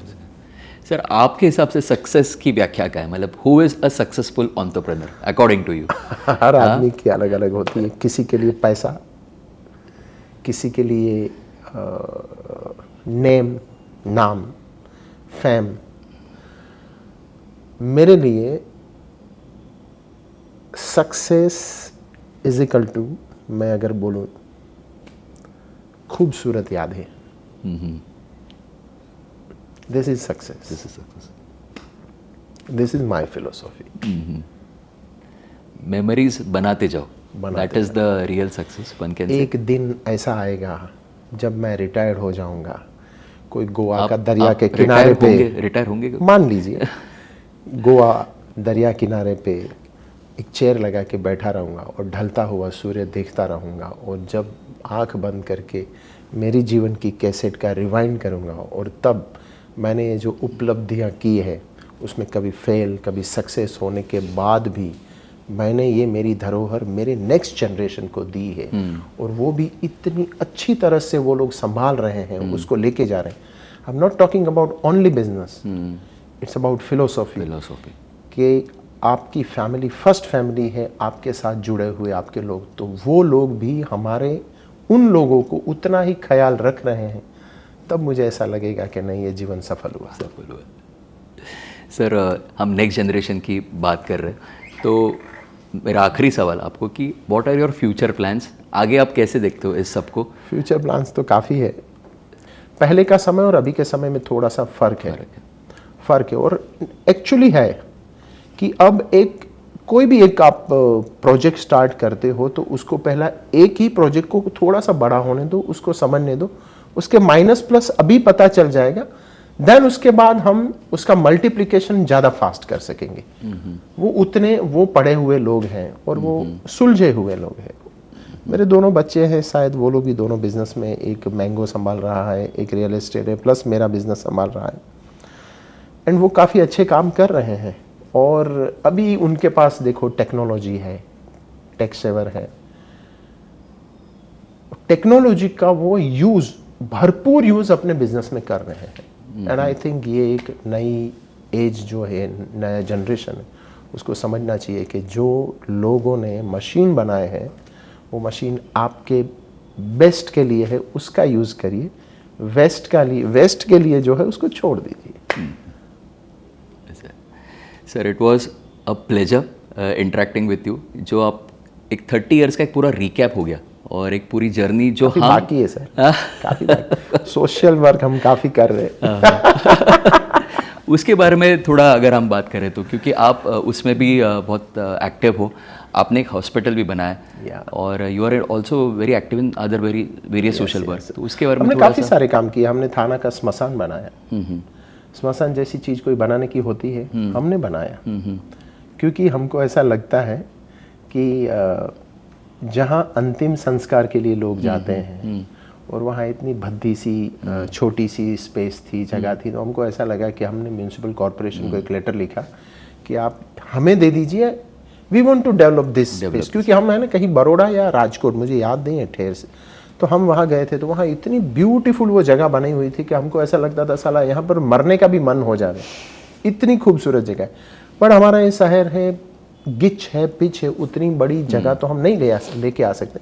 बट हमने कॉरपोरेशन को लेटर लिखा, वहाँ तभी जो हमारे कमिश्नर साहब थे उन्होंने हमें सपोर्ट किया, उन्होंने हमें परमिशन दी कि चलो आप अगर आपकी कम्युनिटी मिलके अगर बना रहे, तो हमने सब कम्युनिटी को इकट्ठा किया, उनके पास से पूरा फंड लिया एंड हमने बनाया। एक स्मशान है, फिर अभी एक हॉस्पिटल आपने बनाया, हॉस्पिटल बनाया हमने। वो बहुत अच्छी बहुत फैसिलिटी बढ़िया, हुई और वो actually it was a need of the hour. Yes yes yes. ये वो कैसे बना और वो कैसे वो सर मैं तो एक ट्रस्टी था, तो हमारे पायनियर जो है वो तो मिस्टर अजय आसर थे, उनका ये ड्रीम था, उनके साथ उनकी टीम थी, हमारा सब एक जीतो जैन इंटरनेशनल ट्रेड ऑर्गेनाइजेशन करके एक ग्रुप था, तो I was that time chief secretary. तो हमारा एक ऐसा कहा कि चलो 1 साल का ये हमारा बंधन होता है, अगर मैं मतलब हमारी इतनी अच्छी दोस्ती हो गई तो हम बिछड़ जाएंगे, उससे अच्छा चलो जुड़ जाए। तो एक ऐसा हॉस्पिटल बनाया, किसी का ड्रीम था, हम तो उसके साथ चल रहे थे और बन गई, बहुत अच्छी चीज़ बनी और काफ़ी लोगों को काफ़ी काम आ रहा है। अच्छा, एक लास्ट सवाल, आपका रोल मॉडल कौन है? मतलब आप काफ़ी लोगों के रोल मॉडल हो सकते हैं, पर आपका रोल मॉडल कौन था? किसको देख के आप एस्पायर होते हो, इंस्पायर होते हो? मैं ऐसे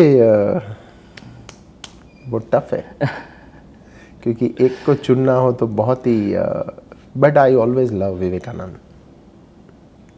उनकी क्या ऐसी क्वालिटीज़ है जो उन्होंने एक ही बात कही थी कि जब भारत का युवान मंदिर में खड़ा हो, 2 हाथ जोड़ के भगवान के पास प्रार्थना करता है, वो दृश्य देख के मुझे घिन आती है।